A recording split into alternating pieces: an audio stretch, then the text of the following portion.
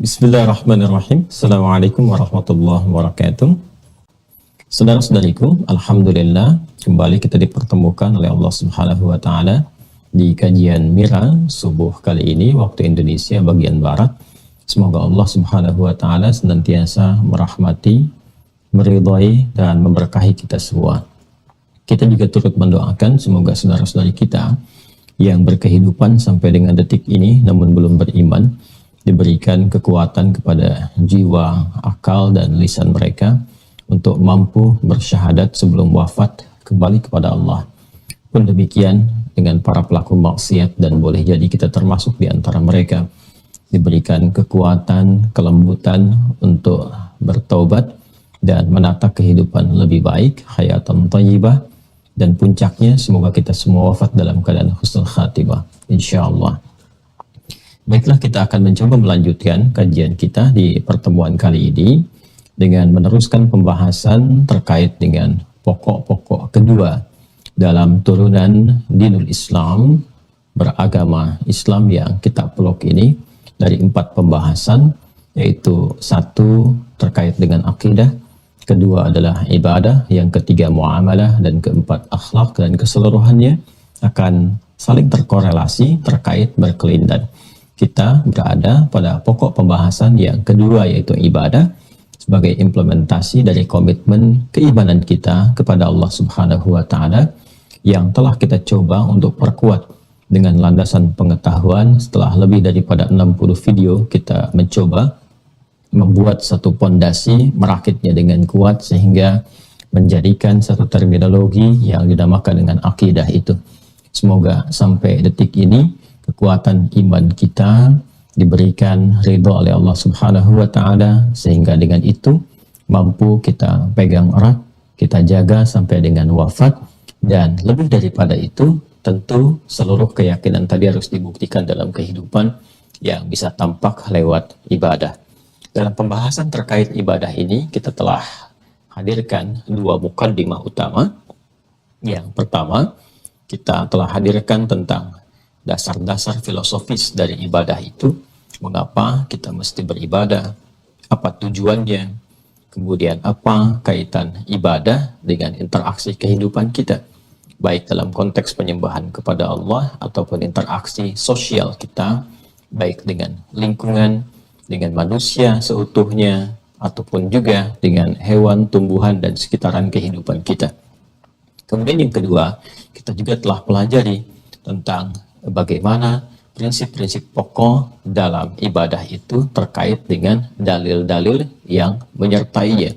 Seperti apa ragamnya, seperti apa konsekuensi bila dia mutlak, dan bagaimana Rasulullah SAW menjelaskan kepada kita tentang sumber referensi utama dari ibadah yang dimaksudkan, baik dari Al-Quran ataupun juga penjelasan beliau langsung dari hadis-hadis Rasulullah SAW yang kemudian kelak terkodifikasikan dalam bentuk kitab-kitab hadis, dan bahkan kita dapati pula penjelasannya dari penjelasan para ulama yang disebut oleh Rasulullah SAW sebagai warathatul anbiya. Nah, sekarang kita akan coba turunkan sanad keilmuan atau genealogi keilmuannya dari era Rasulullah SAW sehingga kita bisa dapati sampai ke masa kita saat ini.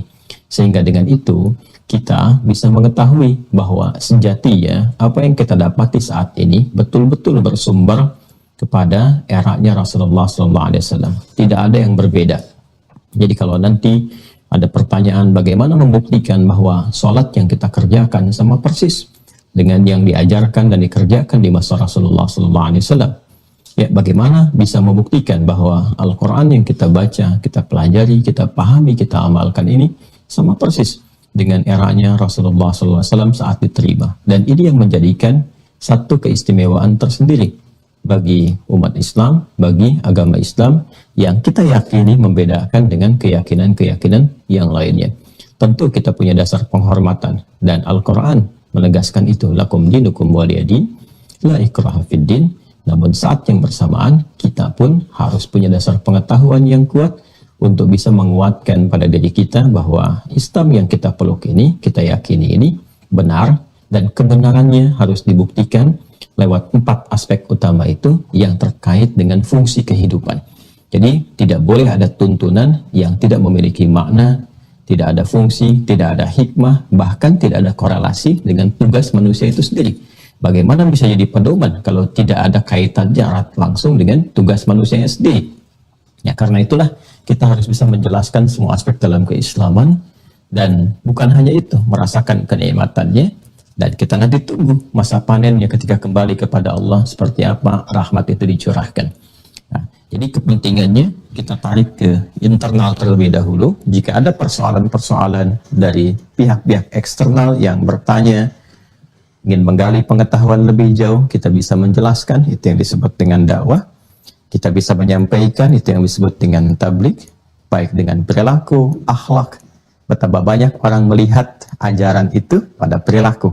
Orang tidak melihat kadang-kadang di awalnya karena belum mengenal ya referensi keislaman, tidak kenal Al-Quran, tidak kenal hadis, tapi boleh jadi kenal dengan Anda, kenal dengan perilaku kita. Maka cerminan 4 bagian itu sesungguhnya menunjukkan ya keislaman sejati kita. Jadi dengan dasar pengetahuan ini, maka insya Allah tugas-tugas kehidupan berjalan, tampilan kehidupan juga paripurna, dan rasanya cukup ringan untuk dilalui sampai kita kembali dalam keadaan husnul khatimah dengan panggilan ya ayyatuhan nafsul mutmainnah, insyaallah. Baik, kita berada di pokok ibadah. Saya akan langsung saja hal-hal yang telah diuraikan teman-teman sekalian, silahkan disimak di video sebelumnya ya, dengan cara seksama dan dalam tempo yang sesingkat-singkatnya sehingga bisa terkait erat dengan apa yang kita uraikan saat ini. Telah kita uraikan pertama di Muqaddimah 1. Ini betul-betul harus dipastikan paham ya sebelum kita kemudian mengacu atau beranjak pada pembahasan berikutnya, karena dasar filosofisnya itu penting sekali ya. Saya selalu membatasi pembahasan itu pada pemahaman awal dulu, akarnya. Jadi kalau akarnya kuat, maka baik dahannya, rantingnya, atau bahkan pohonnya bisa menghunjam kokoh ke atas dan buahnya bisa tumbuh dengan baik. Ya, ini yang penting sekali. Dan nanti kalau di soal pun, kalau pohonnya tegak, kalau ada angin menerpa, ada badai, itu masih tetap kokoh karena akarnya kuat. Ya, itu gambarannya. Jadi kalau di bahasa ilmu logika itu, kita yang pernah saya sampaikan, kita mengenal ontologinya, kan, epistemologinya, aksiologinya. Bisa aksi, bisa dieksekusi, bisa dengan tindakan. Itu kalau dasar-dasar ya falsafahnya atau filosofisnya kuat. Ini Muqaddimah 1 ya, berbicara tentang esensi ibadah dan korelasinya ya, dan korelasinya ya, dengan aspek keimanan atau akidah. Harus selalu ada hubungannya, karena dalam Islam itu semua tersinergikan. Ini satu, betul-betul dipahami dengan baik ini ya, yang telah diuraikan di video pertama tentang ibadah. Muqaddimah 2, pengantar 2 ya. Muqaddimah yang kedua ya, terkait dengan referensi ibadah atau dalil ya, sekaligus dengan tata cara pelaksanaan, tata cara dan hikmah. Bahwa setiap ibadah yang ditunaikan itu mesti memiliki rujukan ya, konsep beragama harus begitu ya. Kalau ibadahnya dikerjakan semau kita, lantas apa peran pedoman agamanya? Kenapa harus beragama, gitu kan? Nah, karena itu kalau orang mau beribadah, dicari referensi dari agamanya itu apa, dari keyakinannya apa, dari sumber yang ia peluk itu apa. Karena itu bagi kita ibadah tidak sembarangan, bukan kreasinya Nabi sendiri atau manusia bisa buat-buat, tidak. Karena kita berislam, kita harus bertanya, Islam membimbing kita untuk ibadahnya seperti apa untuk membuktikan keislaman. Maka kalau di sini ada akidah, di sini ada syariat nanti. Ya. Kita sudah bicara kemarin tentang syariat, jalan pembuktiannya. Nah, di syariat ini nanti diterangkan tentang dalil, referensi ibadah yang mengacu kepada Al-Quran dan hadis-hadis Rasulullah SAW. Tata caranya nanti, ya, yang menjadi sunnah untuk diikuti. Kemudian hikmahnya, ya, tentang bagaimana peran ibadah itu keterkaitannya dengan aspek muamalah, interaksi kehidupan kita yang berdampak pada bagian-bagian kehidupan. Untuk apa kita beribadah kalau tidak ada dampaknya, feedbacknya apa bagi kehidupan kita? Baik terkorelasi hubungan kita dengan Allah, ya, hablum minallah, ataupun juga hubungan kita dengan sesama, dengan lingkungan, dengan semesta, hablum minal makhlukat, gitu ya. Nah, kemudian yang ketiga, nah ini mukadimah ketiga yang sekarang kita akan coba kaji adalah tentang transmisi, ya, keilmuan atau dikenal dengan sanad. Untuk memastikan bahwa semua apa yang kita kerjakan dari tata cara, ya kan? Kemudian juga sumber-sumber referensi dan sebagainya, itu bisa divalidasi kebenarannya. Benar gak bersumber dari Nabi? Yakin gak apa yang dikerjakan di masa Rasulullah sama dengan apa yang kita lakukan? Sehingga dari sini kita bisa mengetahui otentisitas. Nah, otentisitas. Ya, gak apa-apa ya, kita tingkatkan bahasanya sedikit ya, untuk lebih memberikan satu kajian yang ilmiah, ya, kemudian juga ya menyesuaikan dengan kondisi kekinian yang kita bisa tambahkan wawasannya. Kita bisa gali ya otentisitas atau orisinalitas dari keaslian apa yang kita pelajari itu, kemudian nah ini validitas, divalidasi kebenarannya. Ya. Jadi ada unsur kebenaran yang kita dapatkan sehingga kita benar-benar yakin tentang Islam yang kita peluk itu. Dan ini keunggulan di Islam itu, keistimewaannya ada sanad. Jadi apapun yang kita kerjakan itu kita punya dasar yang tersambung. Jadi nggak bisa kemudian setiap orang bisa merekayasa. Anda bisa gambarkan kalau tidak ada sanad ini, maka kemungkinan dua secara umum akan terjadi. Yang pertama, setiap masa bisa kreatif nanti. Ya, karena nggak ada panduan pokok yang tersambung pada sumber asalnya. Yang kedua, rentan terjadi perubahan. Ya, nanti bisa jadi ulama di masa ini sepakat, nah, cara sholatnya bisa berubah. Ya, atau keputusan ini nanti ada pertemuan, nanti dari pertemuan ini menghasilkan keputusan bisa berubah. Ya, cara tobat yang kemarin itu di masa pertengahan bisa berubah, cara tobatnya jadi begini. Besoknya jadi begitu lagi. Dan seterusnya. Nah, jadi dalam Islam itu terjaga semua, setiap berganti generasi, ruang, waktu, maka kita tetap akan mendapatkan tuntunan yang serupa. Ini yang patut kita syukuri ya, dan menjadikan kita semakin yakin tentang kebenaran Islam. Ini sudah kita uraikan, ini juga sudah kita jelaskan, dan yang ini insya Allah kita akan sama-sama pelajari. Ya, selalu kita buat dua bagian, ya. Baiklah, teman-teman sekalian, setelah memahami apa yang tadi kita uraikan sejenak, sekarang kita akan melihat bagaimana jalur sanad ini atau jalur transmisi keilmuan sampai diterima di masa kita saat ini.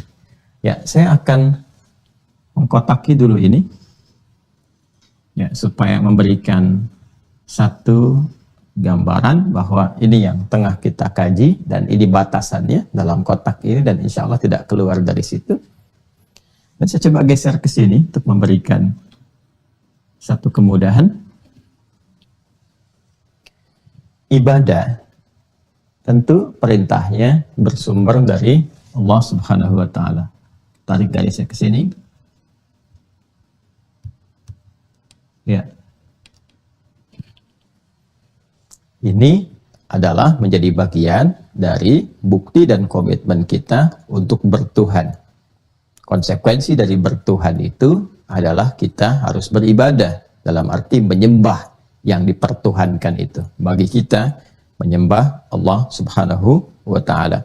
Yang dimaksudkan Quran surah ke-20 Thaha ayat ke-14. Ini sering kali saya sampaikan. Innani anallahu la ilaha illa ana fa'budni. Itu kita temukan kalimatnya. Sungguh aku tegaskan, akulah Allah. Kata Allah Subhanahu wa Ta'ala, tidak ada yang layak dipertuhankan selain aku dan layak disembah selain aku. Maka buktikan kebertuhanan engkau itu dengan menyembahku. Fa'budni, maka ibadahlah kepadaku. Ibadah ini dari bahasa Arab. Ibadah dari bahasa Arab gini. Ibadah. Kata dasarnya abada. Abada ya'budu ibadah. Kata perintahnya u'bud. U'bud. Jelas ya? Kata perintahnya apa? U'bud. Maka Allah perintahkan fa'budni.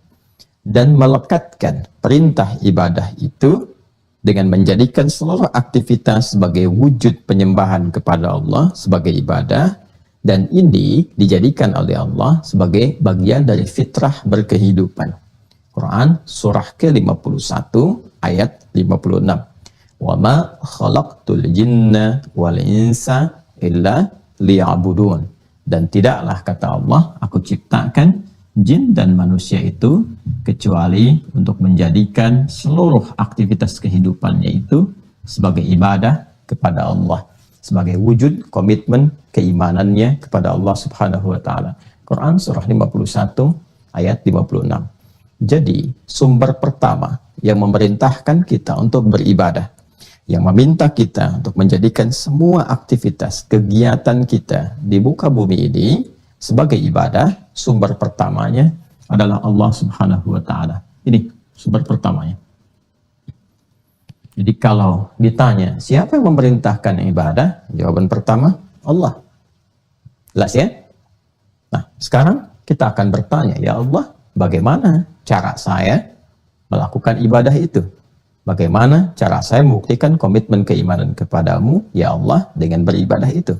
Maka Allah kemudian Subhanahu wa Ta'ala menugaskan Rasul untuk menjelaskan kepada kita sehingga mudah dipahami, mudah dicontoh, mudah dilihat saat dipraktikkan oleh Rasul itu, karena berasal dari zat yang sama dengan kita, sama-sama manusianya, dimensinya ada, terlihat, berkehidupan, sehingga mudah untuk ditiru, diteladani, dan dipraktikkan dalam kehidupan, dibawa nilainya ke setiap masa, walaupun berbeda ruang dan waktunya. Maka ditetapkanlah kemudian Rasulullah SAW sebagai Rasul terakhir untuk membimbing seluruh umat manusia. Di setiap generasi ada Rasulnya. Ya, Allah memilih setiap generasi itu ada Rasul untuk membimbing, untuk beribadah. Ya, kita turunkan dulu misalnya Quran surah ke-3 Ali Imran ayat 33. Inna Allah astafa Adam wa Nuha wa ala Ibrahim wa ala Imran ala alamin. Kemudian setelah itu puncaknya dipilihlah Rasulullah SAW, Nabi Muhammad SAW. Quran surah kedua Al-Baqarah ayat 151. Kama arsalna fikum rasulan minkum yatlu alaikum ayatina, kesini, wa yuallimukumul kitaba wal hikmah. Ya. Kemudian apa yang terjadi? Ini yang sangat menarik. Wa yuallimukum ma lam takunu ta'lamun. Kama arsalna fikum rasulan minkum yatlu alaikum ayatina wa yuzakkikum wa yuallimukumul kitaba wal hikmah wa yuallimukum ma lam takunu ta'lamun. Ini mengacu kepada Rasulullah SAW. Sebagaimana kami utus, kata Allah, dengan keagunganku, kebesaranku, diutus Rasul yang paling mulia, Rasul penutup dari kalangan kalian, sehingga bisa ditiru, bisa dilihat, diteladani, diamati, dan seterusnya. Baik, apa yang dibawa oleh beliau? Yatlu alaikum ayatina. Beliau akan menyampaikan ini referensi-referensi, dalil-dalil dari ayat-ayatku, kata Allah. Ya? Di Al-Quran akan dijelaskan lewat hadis-hadisnya. Wa yuzakkikum, yang dengan itu bisa menghadirkan keadaan jiwa yang bersih, yang baik, kembali kepada iman. Tazkiyatun nafas. Di nafas itu ada jiwa takwa, di takwa ada sumber keimanan. Kemudian wa yu'allimukumul kitab, mengajarkan kandungan di Al-Quran itu supaya dijelaskan dalam konteks ibadah itu khususnya. Kemudian setelah itu wal hikmah, dijelaskan esensinya, hikmahnya. Wa yu'allimukum ma lam takunu ta'lamun, dan mengajarkan banyak hal yang belum kalian ketahui. Untuk itulah kemudian ketika Rasulullah SAW diutus, ya, yang terakhir Nabi Muhammad SAW, kemudian ditegaskan bahwa dikonfirmasi seluruh risalah yang dibawa oleh beliau sallallahu alaihi wasallam, ya, ajaran-ajarannya, penjelasannya dikonfirmasi, melengkapi ajaran-ajaran, risalah-risalah, dan juga mengafirmasi, bahkan mengkonfirmasi ibadah-ibadah yang telah dikerjakan oleh umat-umat sebelumnya. Di umat sebelumnya pun beribadah, membuktikan keimanannya. Itu yang dimaksudkan Quran surah ke-4 An-Nisa ayat 163.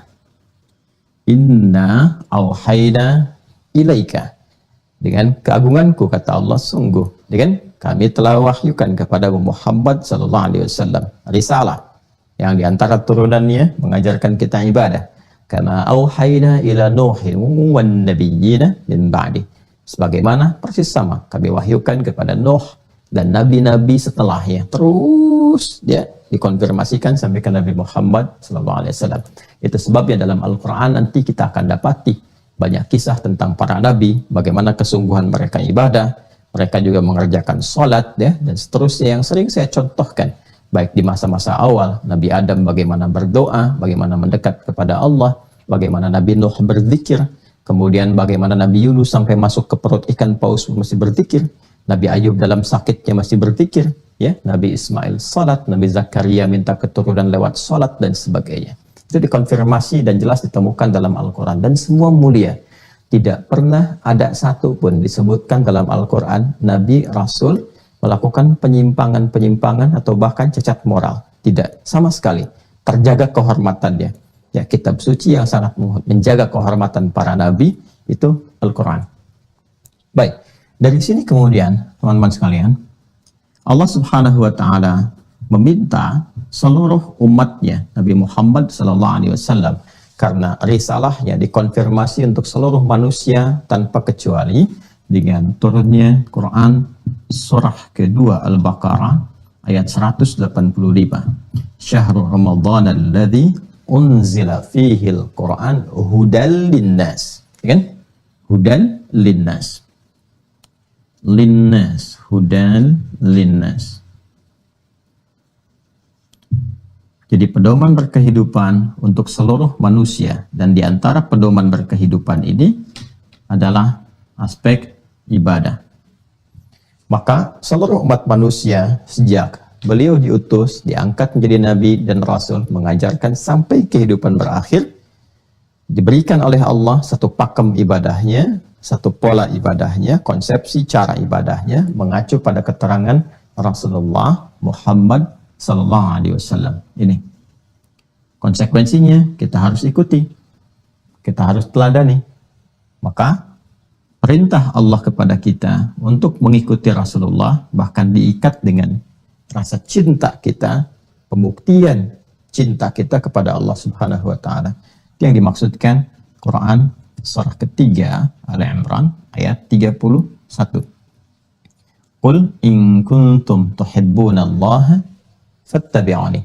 Katakan Muhammad SAW, ya, jika memang umatmu, kalian semua merasakan atau juga ingin menampilkan cinta yang sungguh-sungguh kepada Allah, mengatakan cinta serius kepada Allah, mencintai Allah, maka buktikan itu dengan mengikuti petunjuk Rasulullah SAW. Ikuti aku, ikuti Nabi Muhammad SAW. Dan diantara cara kita mengikuti ittiba dengan sunnah Rasulullah itu, ya, karena itu Apa yang menjadi pedoman itu, jalan yang diikuti disebut dengan sunnah. Sehingga menjadi jawaban bagi kita bagaimana cara mengikutinya. Nah, ini ada sunnahnya. Jelas ya? Nah, dengan mengikuti itu, bukan hanya kita telah menunaikan perintah Allah untuk beribadah ke sini. Fa'budni itu. Ke awal sini. Tapi juga kita diberikan apresiasi yang tinggi oleh Allah, bukan hanya pahala saat di akhirat. Tapi dari aspek mengikuti itu akan mendapatkan percikan-percikan kemuliaan. Menjadi teladan di setiap masanya.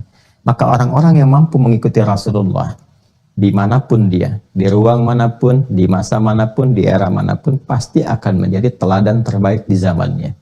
Dan ini dibuktikan oleh sejarah. Silahkan Anda cek. Setiap perjalanan, masa berganti, generasi tiba, yang baru datang, dan seterusnya. Orang-orang yang mencoba mengikuti Rasulullah SAW dalam konsepsi ibadahnya, secara umum, luasnya, di ritualnya, di sosialnya, pasti menjadi teladan terbaik yang dibincangkan melampaui zamannya. Sampai dengan kini. Itu yang dimaksud uswah. Uswah itu keteladanan yang terus kemudian menjalar, terus kemudian berlanjut. Jadi seseorang, sosok yang dijadikan teladan, bila diikuti menjadi teladan lagi, itulah uswah. Dan bila dilekatkan pada kemuliaan, kebaikan, dan sekaligus melahirkan pahala, maka ada hasanah di dalamnya.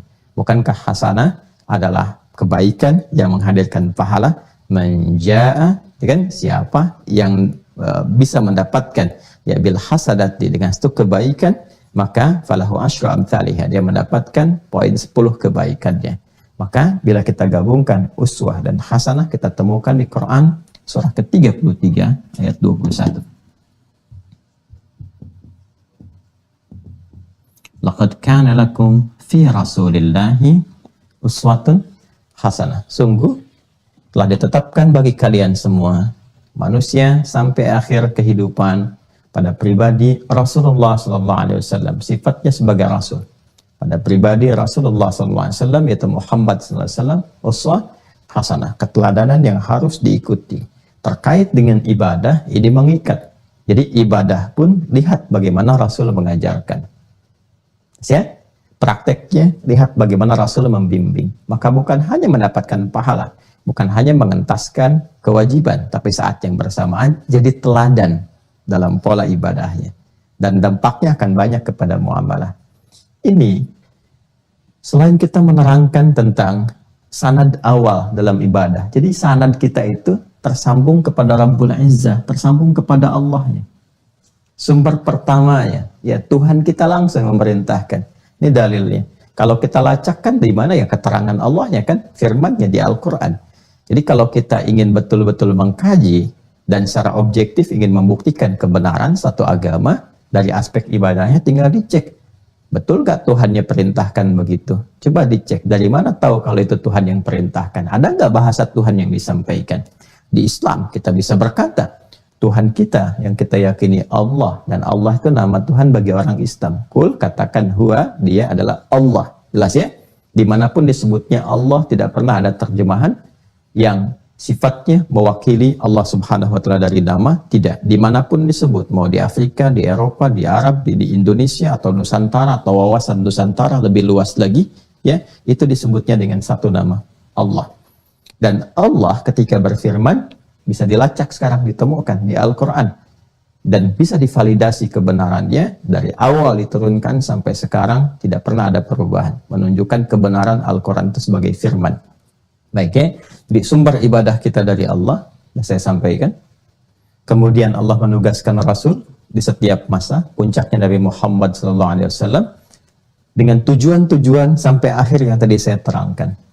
Jadi sengaja tidak saya tuliskan bahasa-bahasa Indonesia atau juga makna-makna dari ini, supaya Anda nanti bisa menyimak kembali. Jadi kalau saya tuliskan ayat, Anda kurang paham itu tadi apa maksudnya, Anda bisa ingat lagi videonya, ya, putar kembali ke sini.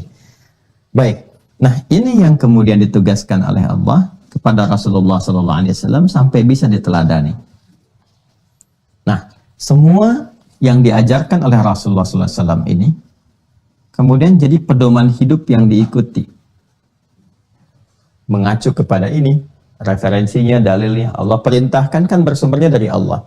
Berarti kan diperintahkan dulu, ya. Begitu perintah ada ayat kan? Ya kan? Yatlu alaikum ayatina tadi mengacu kepada Quran surah ke-2 tadi ayat 151. Turun ayat, sampaikan Muhammad SAW. Kan dijelaskan lewat perilaku beliau, lewat hadis, ya kan? Maka ada Al-Quran, ada hadis. Telah kita tuntaskan di sini. Ketika itu menjadi pedoman yang kita ikuti, maka dia menjadi sunnah. Ya, jalan hidup yang diikuti, pola jalan yang diikuti itu sunnah namanya. Ya, jelas ya. Jadi kalau di sini sudah masuk ke konsepsi ibadah. Kalau sudah ibadah berarti ke fikih nanti ya.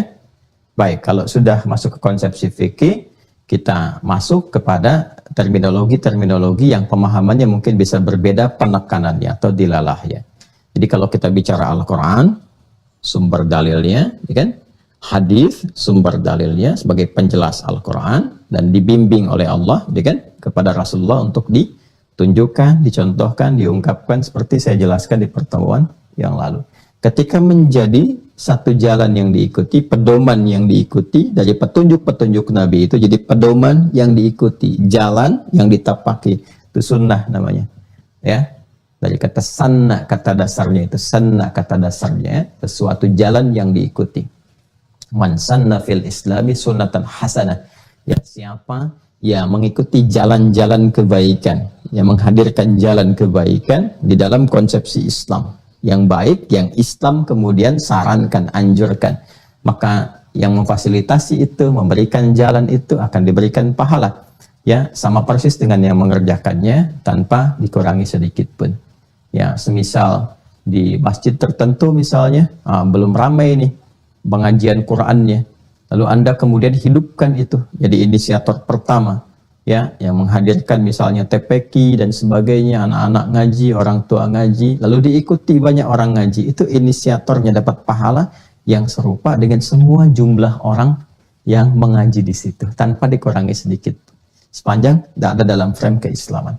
Nah ini oleh Rasulullah tentu diajarkan pada umat beliau, umat yang langsung berada di era beliau, beriman kepada beliau sampai dengan wafat dan bertemu dengan beliau. Saya katakan di pertemuan-pertemuan lalu disebut dengan apa? Sahabat. Ya, tanpa dikurangi sedikit pun, sempurna diajarkan dalam durasi waktu sepanjang hayat sesuai dengan ajal beliau, kurang lebih selama 23 tahun itu, baik di fase Mekah, ya kan? Khususnya di penghujung masa-masa Makkiyah sebelum hijrah ke Yathrib dengan turunnya perintah sholat saat peristiwa Isra Mi'raj itu, ya pun demikian nanti puncaknya saat berada di Al-Madinah Al-Munawwarah, tuntas. Ini diajarkan oleh Rasulullah Sallallahu Alaihi Wasallam. Semua hal yang terkait dengan ibadah, termasuk juga dengan ragam-ragamnya, dalil-dalilnya yang kemarin kita bahas. Ini yang mutlak satu cara saja, ini yang beragam, ya kan? Ini yang dikerjakan, yang ada pilihan-pilihan dan seterusnya. Jelas, semua disampaikan. Nah, mereka, para sahabat ini, sahabat-sahabat mulia, baik yang senior ataupun yang milenial di masanya, ataupun yang junior, sahabat junior seperti Ibnu Abbas, yang Ibnu ini rata-rata junior. Ibnu Abbas radhiyallahu taala anhuma, Ibnu Umar radhiyallahu taala anhuma, Ibnu Amr Ibnu Al-As radhiyallahu taala anhuma, itu yang junior-junior. Yang pemuda-pemuda seperti Ali bin Abi Thalib, itu kan radhiyallahu taala anhu, Arqam bin Abi Arqam radhiyallahu taala anhu, dan selain keduanya pun demikian yang senior lebih banyak lagi, Abu Bakar As-Siddiq radhiyallahu taala anhu, Umar bin Khattab dan turunan-turunan yang lainnya.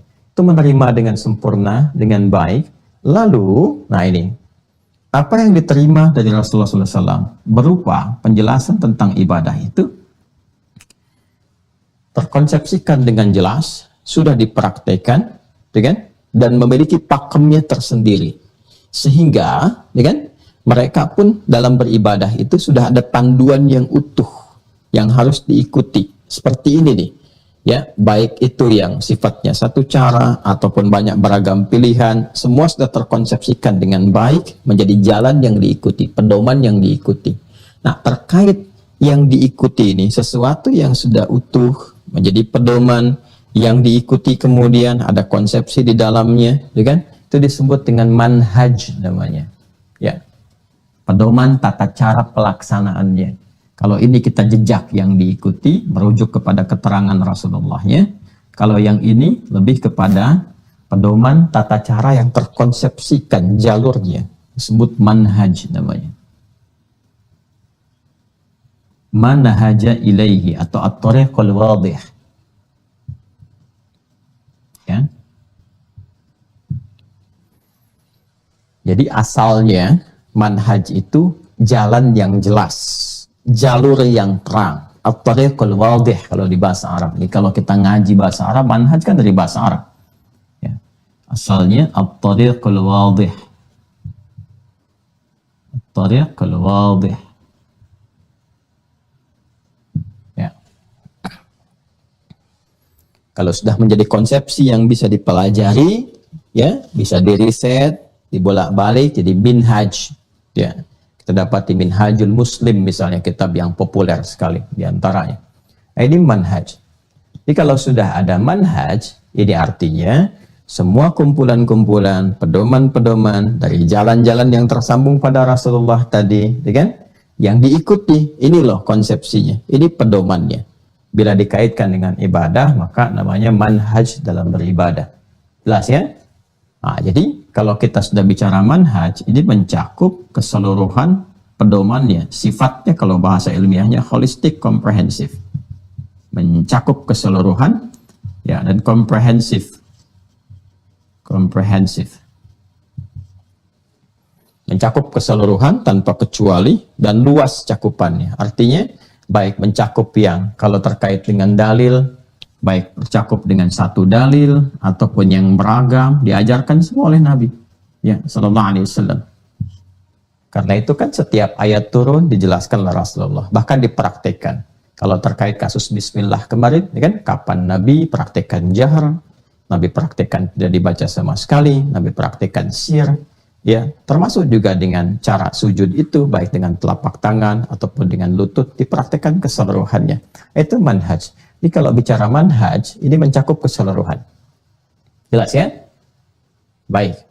Nah, kemudian sahabat-sahabat mulia ridwanullah alaihim jami'an yang menerima dari Rasulullah SAW ini, sepeninggal Rasulullah, ketika Rasulullah SAW wafat, meninggal dunia, ajalnya tiba, kembali kepada Allah Subhanahu wa Ta'ala di tahun 11 Hijrah yang telah kita uraikan terdahulu, 634 Masehi, dalam usia kurang lebih 63 tahun. Maka para sahabat yang telah menerima risalah dari Rasulullah SAW ini, ya, pedoman-pedoman, petunjuk-petunjuk Rasulullah, dan Masya Allah, sukses dakwah Nabi Muhammad sangat luar biasa, sempurna, menghadirkan satu nilai keislaman yang sudah meluas, ya, di wilayah Jazirah Arab pada saat itu dan menghasilkan 12.000 orang sahabat. Jadi kalau bicara Jazirah Arab, kurang lebih saya gambarkan peta abstrak aja ya, atau orang suka bilang peta butanya gitu ya. Jadi kalau saya batasi begini nih teman-teman. Nah, orang kan sekarang suka sering bilang Arab ya, dan agak ramai-ramai juga tentang Arab. Nanti mungkin boleh juga ya adminnya, nanti diklik Adi dibahas ya tentang Arab supaya jadi wawasan juga nanti. Mudah-mudahan bisa diuraikan. Ini ada Jaziratul Arab, Jazirah Al-Arab. Ya. Jazirah itu semenanjung ya. Semenanjung. Arab itu asalnya sesuatu tempat atau wilayah yang gersang dan tandus, ya, agak jarang ditemukan tumbuhan misalnya atau sumber-sumber air tertentu, ya. Ini secara singkat ini batasnya, kalau untuk memudahkan lah, ini di barat, ya, ini bagian timur, Ini utara, gini aja deh biar bisa terbaca. Ini selatan. Batas baratnya itu ada Laut Merah. Ya. Di timurnya ada Teluk Arab, di sini ada Teluk Arab. Ini ada Syam, wilayah Syam. Ini ada di sini Laut Arab. Ya. Ini Jazirah Arab. Batasnya segini nih. Secara geografis ya. Secara geografis ingat. Saya belum bicara tentang geopolitik misalnya. Kalau sudah geopolitik berarti sudah meluas secara politik, sekarang mencakup 11 negara. Kalau bicara misalnya geolinguistik, kalau kita tambahkan secara bahasa udah lebih luas lagi, masuk Afrika dan seterusnya. Ya, tapi kita bicara jazirah dulu yang disebut dengan jazirah. Ya, ini kembali nanti masanya yang jauh sekali setelah Sam bin Nuh alaihissalam. Nanti masuk pertama kali ke wilayah ini, keturunan Sam bin Nuh dari generasinya setelah sebagian ke Sumeria, ke barat, ya ke Mesopotamia disebut dengan bangsa Sumeria. Kemudian sebagian ada yang masuk ke Jazirah Arab seperti kaum Ad, ya 4600 sebelum Masehi. Kemudian ada Thamud 4400 sebelum Masehi, ada kemudian Madian, Aikah, ya itu di 3600 sebelum Masehi. Nabi-nabinya populer. Ada Nabi Hud untuk kaum Ad itu, kemudian Saleh untuk kaum Thamud, ya kemudian Syuaib untuk Madian, ya dan seterusnya. Itu di wilayah ini. Di sini kalau kita mau tunjukkan Madinah misalnya, di wilayah Mekah, ya. Ke sini ada Taif, nanti Taif, ini Hijaz, Hijaz.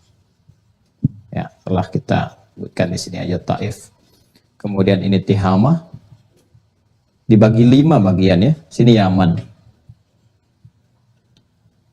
Ya, ini Laut Merah di sini laut. Ya, yang kalau kita Jeddah itu kan ada Laut Merah batasan, nanti ini Sudan ke sininya. Kemudian ini Laut Arab, ke atasnya sedikit ini ada Hadramaut. Ini Rubul Khalil, Rubul Khalil. Nah, harus belajar ya peta itu, harus tahu kita tentang dunia, apalagi Indonesia. Ya itu harus di dalam kepala, bukan di luar kepala. Kalau di luar kepala belum hafal. Ya, ini Hadramaut, ini wilayah ini disebut dengan Yamamah. Ya, ini Najd ke tengah, ini ke Najd. Ini Najd. Nah, Syekh Muhammad bin Abdul Wahab itu dari sini nih, Najd. Kemudian di sini ada Oman. Oman nih. Ini Bahrain, ini Teluk Oman ke sininya, ini nyebrang sedikit, ini Teluk Arab, ke atas Teluk Arab, di sini ada Irak. Nah, sekarang masuk wilayah Arab, ke sini ada Iran, ini ada Persia. Kemudian ke sini ada Syam, di sininya Jordania. Jordan. Sini Palestina. Ini Syria. Ya, sana dan seterusnya ada Romawi sebelah sininya. Kurang lebih seperti ini gambarannya. Nah, jadi yang dimaksud Jazirah Arab ini dulu itu dibagi 3, ya. Al-Arabul Ba'idah yang punah seperti kaum Ad, Thamud dan sebagainya. Ya, Ad ada di wilayah ini. Thamud nanti di Madinah, antara Madinah dengan Tabuk di sini. Ya, kemudian juga Madian ya, juga ada di wilayah ini, di sekitaran sini. Nah, yang Al-Arabul Aribah yang bisa dilacak tokohnya, orangnya dan sebagainya. Kalau Thamud kayak Ad nggak bisa kita lacak orangnya siapa, tokohnya siapa, yaitu kaum aja kita ketahui. Ya kan? Nah, Iram misalnya kan yang punya bangunan tinggi arsitektur. Nanti mungkin di klik Adi lah saya uraikan dengan lebih jauh supaya tidak terlampau melebar di sini. Singkatnya sudah ada peradaban masa lalu di sini, sudah ada nabi-nabinya. Ya, kemudian juga yang bisa dilacak nanti ada dari Ya'rub bin Yasjub bin Qahtan.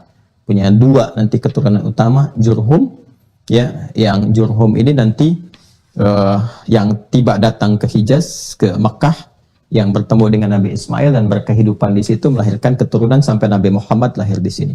Ini 1 Hijaz, 2 Tihamah, 3 Yaman, 4 Yamamah, kelima Najd. Nih 5 area utamanya. Ini yang disebut dengan Jazirah Arab. Ya, di tempo dulu. Jadi kalau kita nanti melihat surah Al-Quraisy, di ila fi Quraisy itu, ila fi rihlatasy syita'i was-saif, itu pergi mereka merantau ke Syam dengan ke Yaman. Nah, ini berarti dari sini titik tengahnya nih. Ini titik tengah bumi loh, kalau kita mau kaji Ka'bah itu titik tengah bumi. Dari dulu orang Islam itu waktu bikin peta pertama kali yang detail tentang dunia, titik tengahnya Ka'bah.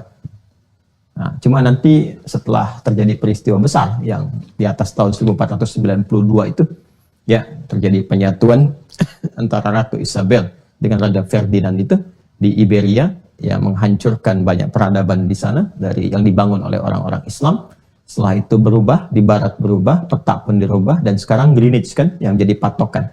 Makanya kalau kita kembalikan ke peta di sini di Mekah, bukan yang globe ya, tapi yang kertas itu kalau kita jadikan utuh, terus ambil titik Mekah tengah-tengah, itu seimbang antara kanan dengan kiri. Dunianya seimbang, jadi persis di tengah. Tapi kalau Anda jadikan Greenwich atau Greenwich ya sebagai patokan, itu pasti akan miring dikit tuh.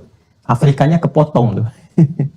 Afrika kepotong tiba-tiba, sebagian ada di sini, sebagian ada di sini. Ya, jadi kalau disambungkan nyatu, cuman nggak pas tengah-tengah. Ini yang menjadikan banyak penyesuaian.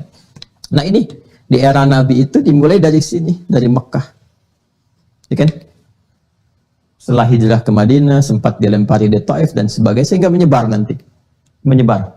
Ya, nah yang mau saya maksudkan, kenapa saya ilustrasikan seperti ini, gambarkan seperti ini wilayah Jazirah Arab, sepeninggal Rasulullah SAW, ya kan? Di sini, ketika Rasulullah SAW meninggal dunia, sahabat-sahabat yang mendapatkan pengajaran dari Rasulullah ini menyebar, umumnya di wilayah ini, pada umumnya, ya, yang terjangkau yang ada di sini, yang tadinya kemudian ada di Madinah, nih, kan Rasulullah SAW meninggal di Madinah, kan? Kemudian juga dimakamkan beliau di Madinah, yang kita sering zarahi juga saat haji ataupun umrah di sini. Nah, para sahabat kan menyebar. Ada yang menetap di Madinah, ada yang menetap, ya. Siapa di antaranya? Sahabat Ubay bin Ka'ab. Ubay bin Ka'ab. Termasuk sahabat Ali bin Abi Thalib pun, sebelum beliau nanti jadi khalifah dan nanti menetap di Kufah, itu masih di Madinah. Ya, Ali bin Abi Thalib.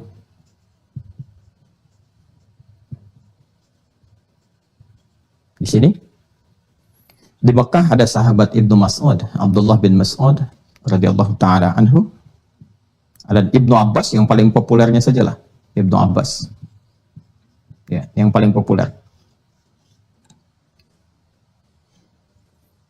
Ahli tafsir, ya, luar biasa. Ini yang saya sebutkan yang pengajar-pengajarnya ya. Di sahabat penyebar, sahabat itu kan banyak, 12.000 orang. Tapi di antara mereka kan yang jadi pengajar terbatas. Ada yang aktif di militer seperti Khalid bin Walid, ya kan? Nah, banyak lagi nanti ada yang di birokrat, ya, dan ada juga nanti yang melakukan ekspedisi seperti Amr bin As dan sebagainya, termasuk pengajar juga. Ya, cuma nanti yang menyebar-menyebar ini, ya, di Mekah nanti ada Ibnu Abbas, di Madinah nanti ada Ubay bin Ka'ab, ya, di Yaman ada Mu'adz bin Jabal, termasuk nanti ada Abu Musa al-Asy'ari radhiyallahu taala anhu. Abu Musa al-Asy'ari, memang ini asal generasi genealogi dasarnya dari Yaman. Asy'ari itu kan kabilah di Yaman, ya. Jadi ini menyebar nih, ada yang di Madinah, ada yang di Mekah, ada yang di Yaman, sampai bahkan nanti ada yang ke Mesir, ya, bahkan ada yang nanti yang ke wilayah Irak tuh, ya, ke Baghdad ke sana, ke Basrah ke sana, wilayah-wilayah masuk ke daerah sini. Yang ke Mesir misalnya ditemukan siapa di antaranya? Ada Amr bin As, ya, sahabat Amr bin As, dekatnya ke sini lah. Sini Amr bin As. Ya. Jadi nanti Amr bin As itu menarik, ya, melakukan ekspedisi ke wilayah Afrika Utara dari Mesir itu terus nanti sampai ke Libya. Bahkan bawa rombongan. Itu yang biasa mencukur rambutnya Nabi ikut, dan wafatnya di Libya nanti. Ya, itu kalau Anda main ke kota itu di Libya, di Tripoli, nanti ada Dorih, ya, satu pemakaman di situ yang di antara yang dimakamkan di situ itu yang sering mencukur Nabi Sallallahu Alaihi Wasallam, di tukang cukurnya Nabi Sallallahu Alaihi Wasallam itu ikut rombongannya sampai terus nanti ke Syam, sampai ke sini, ya. Dan setiap tempat yang dilewati sukses nanti, dari Afrika Utara sampai ke Syam, sampai berakhirkan di Syria dan menetap di situ nanti. Ya, menetap. Beliau kemudian diangkat jadi gubernur di Mesir karena pengalaman itu. Ya, nanti masa-masanya Umar bin Khattab radhiyallahu taala anhu, ya, diangkat jadi gubernur di Mesir, sementara di Syamnya nanti Muawiyah bin Abi Sufyan. Nah, ini gambarannya teman-teman sekalian, menyebar sekali, luas mana-mana. Nah, yang ingin saya sampaikan adalah ketika memasuki tempat-tempat ini, menyebar dari Madinah dan mengajar kemudian, maka mereka pun membawa manhaj yang sama ini dan mengajar kepada generasinya, generasi yang bersamaan dengan sahabat yang tentunya umumnya mereka tidak berjumpa dengan Rasulullah karena Rasulullah sudah meninggal dunia, datang ke tempat baru, ngajar dan seterusnya. Nah, generasi yang ikut sahabat ini, ya, dengan ikut ini, ikut juga ke sunnah Nabi, ikut ke sini, ya.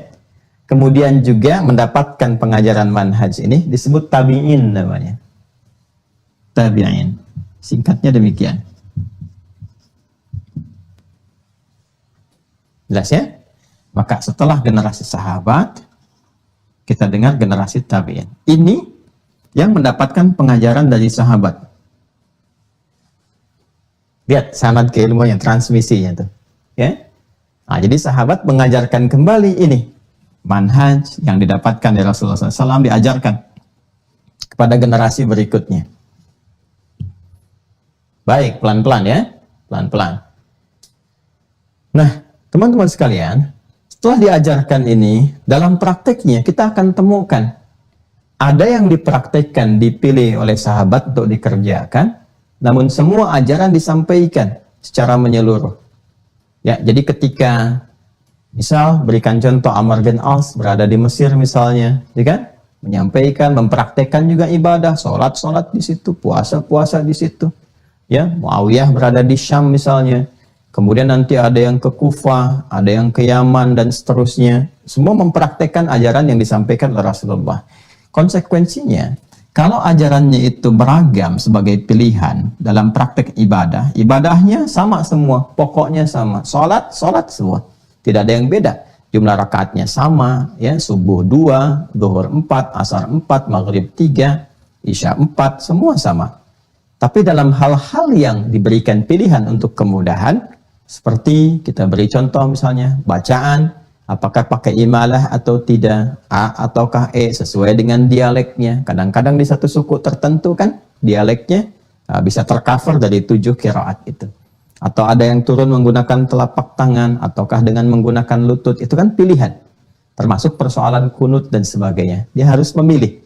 Ya, maka dipraktekkan satu cara. Tentu nggak mungkin kan ada imam membaca 4 cara bismillah. Bismillahirrahmanirrahim. Jahar kan? Setelah itu, Bismillahirrahmanirrahim. Nggak dibaca sama sekali. Nggak bisa. Dia harus pilih salah satu. Jelas ya?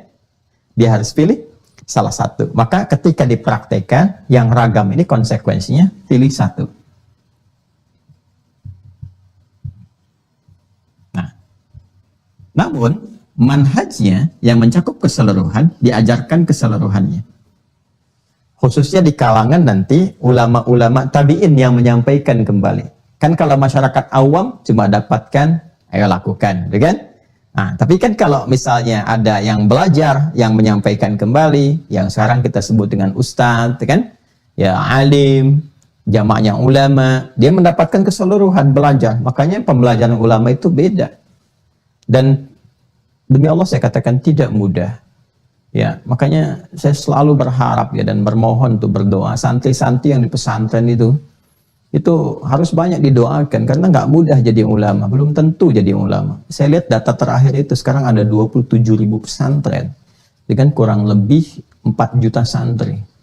Berapa dari sekian itu yang jadi ulama? Ya, berapa? Itu nggak mudah. Kalau mau jadi arsitek, jadi ya insinyur macam-macam, ya jurusan di kampus tuh jelas. Keluar dari situ ijazahnya arsitek, ya insinyur, kan? Teknik sipil dan macam-macam. Keluar dari sini ya kedokteran, dokter ini, dokter itu, spesialis. Tapi apakah semua yang keluar dari lembaga pendidikan agama langsung jadi ulama? Belum tentu. Nah, ini nggak mudah gitu ya. Makanya Kalau ada betul-betul sosok ulama itu jaga betul loh, karena mendapatkan satu aja susahnya luar biasa. Ya, susah luar biasa. Nah, yang pesantren Mira yang akan kita bangun itu khusus untuk mencetak ulama saja. Ya, makanya manhajnya pun dikhususkan tuh metodologinya. Balik ke sini. Nah, di kalangan tabi'in pun ya ini menangkap ini. Dipelajari lagi, didapatkan kembali. Nanti misalnya Ibnu Abbas ini pakarnya tafsir. Nanti ada muridnya di tabi'in namanya Imam Mujahid. Nangkap semua tuh. Dipelajari, nanti tangkap lagi, disambungkan. Sehingga nanti di bidang tafsir ada sanadnya sendiri. Ya kan? Makanya di kitab-kitab tafsir itu nggak sembarangan. Kalau ada tafsir-tafsir dijelaskan maknanya ayat ini, itu langsung kola ke atas tuh. Ya. Jadi generasi kita sekarang pun kalau menulis kitab misalnya terkait dengan tafsir, itu pasti akan mengutip sanad ke atasnya sampai ke sini. Ya, berkata di generasi tabi'in siapa, dia mendapatkan dari siapa, terus sampai ke atas. Kalau yang disampaikan hadis terkait ibadah disampaikan lagi, tabi'in di sini siapa, nerima dari si fulan ke atas, si fulan ke atasnya lagi, dan seterusnya. Terus ini berlanjut seperti ini. Dari sini tabi'in menyampaikan lagi ke generasi seterusnya, ya, karena mengikuti lagi. Kalau ini kan ikut ke sahabat tabi'in, ya, tabi'in, at-tabi'in, seperti ini. Kalau ini ikut ke tabi'in, ikut ini tabi' namanya, tabi', ikut tabi'in, tabi'in, tabi'in, ya, tabi', ya, ini tabi'in. Sini ke atas. Ya. Nah, kalau kita sampai sini nih, ya, orang-orang yang ikut, ya, langsung dipercepat saja dengan singkat bahasanya, al-atba', para pengikut. Kita di sinilah kurang lebih, ya. Setelah generasinya panjang nih masanya ke sini. Al-atba'. Ya, para pengikut. Jadi dari Nabi SAW, kemudian sahabat, tabi'in, tabi'in, sampai ke atba, sampai ke kita sekarang di sini. Kurang lebih dari kehidupan Rasulullah SAW itu ada 15 abad kan? Sekarang 1443 Hijrah, berarti 15 abad. Nah, dahsyatnya 15 abad itu masih bisa dilacak. Inilah sanad namanya. Ya, jadi yang kita dapatkan itu, apa yang kita pelajari sekarang, itu sama persis. Kalau kita mau lacak terus sumbernya, dari sini jalurnya. Kita lacak dari ke sini tabi'in siapa nih? Cek aja ulamanya di sini siapa. Nabi sendiri mengatakan, ya, wa innamal ulama warathatul anbiya. Nanti pewarisnya para ulama, pakar-pakar yang menghimpun ini. Nah, para ulama ini dari kalangan-kalangan sejak dimulai dari sahabat tadi, tokoh yang saya sebutkan itu. Ya, ada Ubay bin Ka'ab, Mu'adz bin Jabal, Ali bin Abi Thalib, kemudian siapa lagi? Ya, sahabat-sahabat mulia Amr bin As, Abdullah bin Mas'ud, terus menyebar. Ada yang mengajarkan. Dan itu terbentang sampai luas sekali, sampai keluar. Sampai Sa'ad bin Abi Waqqas dari Ethiopia, ya, kemudian ada yang ikut kemudian ekspedisi sampai ke bagian timur jauh, sampai ke wilayah Cina sana, mampir di Nusantara di Baros itu kan awal jejaknya itu di Baros, 414 km dari kota Medan itu jejak pertama nafas keislaman di wilayah Nusantara. Jadi kalau kita bicara Nusantara lagi rame-rame gitu ya, itu nanti beda loh antara Nusantara dengan wawasan Nusantara. Nah, itu bisa dipertajam lagi nantilah lain waktu supaya gak terlalu meluas. Dan asalnya dari Nuswantara. Dan dari Nuswantara itu 5 pokok. Di antara 5 itu ada nilai keimanan di dalamnya, ya, nilai spiritual. Jadi makanya masyarakat Nuswantara itu nggak bisa lepas dari nilai-nilai spiritual. Ya, walaupun nanti penerjemahan itu, ya, implementasi spiritualnya bisa macam-macam, ya. Tapi itulah hikmah Allah mendatangkan Islam sampai ke wilayah ini, kita terima sehingga kita bisa berjalan sesuai dengan petunjuk Allah Subhanahu wa taala seperti apa yang kita yakini. Ini jalurnya. Ya, jalurnya ini. Nah, karena ini membawa manhaj yang disampaikan Nabi, dan ini pun disampaikan dari sahabat ke sini, ya, bahkan di era sahabat ini keistimewaannya ini masih banyak yang dihafal. Ya. Terbatas yang menulis, yang mengkodifikasikan. Maka yang menulis-nulis itu kalangan sedikit-sedikit saja. Ya, karena rata-rata menghafal, keistimewaannya menghafal. Jadi apapun yang disampaikan hafal, sampaikan lagi. Ngajarnya itu pakai hafalan. Ya, fis sudur. Sampai ke sini mulai banyak yang menulis. Ya, karena kan sudah menyebar tuh. Ada yang ke Persia, ya, ada yang ke bagian Syam ke sini, ada yang ke sini sudah. Bahkan di Himyar ini sudah mengenal pena, mengenal tulisan. Jadi sudah mulai mengkodifikasikan. Nah, di era ini, sudah ada ulama-ulama yang mulai mengkodifikasikan. Kodifikasi itu mulai dituliskan. Jadi rumusan kitab-kitab, rumusan tulisan, kodifikasi. Ini masa kodifikasi. Ya. Jadi kumpulan ajaran Rasulullah itu dalam konteks ibadah dengan manhaj yang satu dikumpulkan di sini, dituliskan. Ya. Yang ada di area-area ini, teman-teman sekalian, ini sampai di masa-masa ini. Jadi kalau kita ke sahabat di masa-masa awal, ya ini sampai ke 100-an ya, kurang lebih itu 100 ke 150 gitu kan. Ya, 150-an. Jadi abad pertama sampai ke pertengahan 2 Hijrah. Ya, yang kesini nih abad kedua, akhir abad kedua sampai ke 3 Hijrah lah kurang lebih. Ada di sini. Ya, sampai ke sini nanti. Ya, kurang lebih sampai ke sini batasnya nih. Ya, pertengahan ini. Di sini, ini mulai ada yang mengkodifikasikan, mulai menyusun, jadi kitab, jadi rumusan dan sebagainya. Di antara yang populer, ya, ada yang masih juga mendapatkan guru-gurunya dari kalangan sahabat. Misal ada namanya An-Nu'man atau dikenal dengan Abu Hanifah. Ya, Imam Abu Hanifah. Lahirnya tahun 80 Hijrah. Masih di area ini. 80 Hijrah. Wafat tahun 150 Hijrah. 70 tahun usianya. Ini generasi awal keturunannya, bapak kakeknya itu dari suku Pashtun di Afghanistan sekarang, wilayah Asia Tengah. Itu menyebar tuh. Jazirah Arab itu sudah keluar dari sini dan nyebar. Jadi Anda bisa bayangkan di akhir abad pertama saja Islam sudah meluas, sudah nyebar, sudah kemana-mana, kan? Dan di area-area di luar Jazirah Arab itu kan punya tradisinya, budayanya sendiri, bahkan sudah ada yang punya peradaban juga. Arab punya peradabannya sendiri, jangan salah. Arab punya peradaban juga. Ya, peradaban kunonya ada seperti Ad, Thamud dan sebagainya yang bahkan sekarang bisa dicek pembuktiannya, ya kan?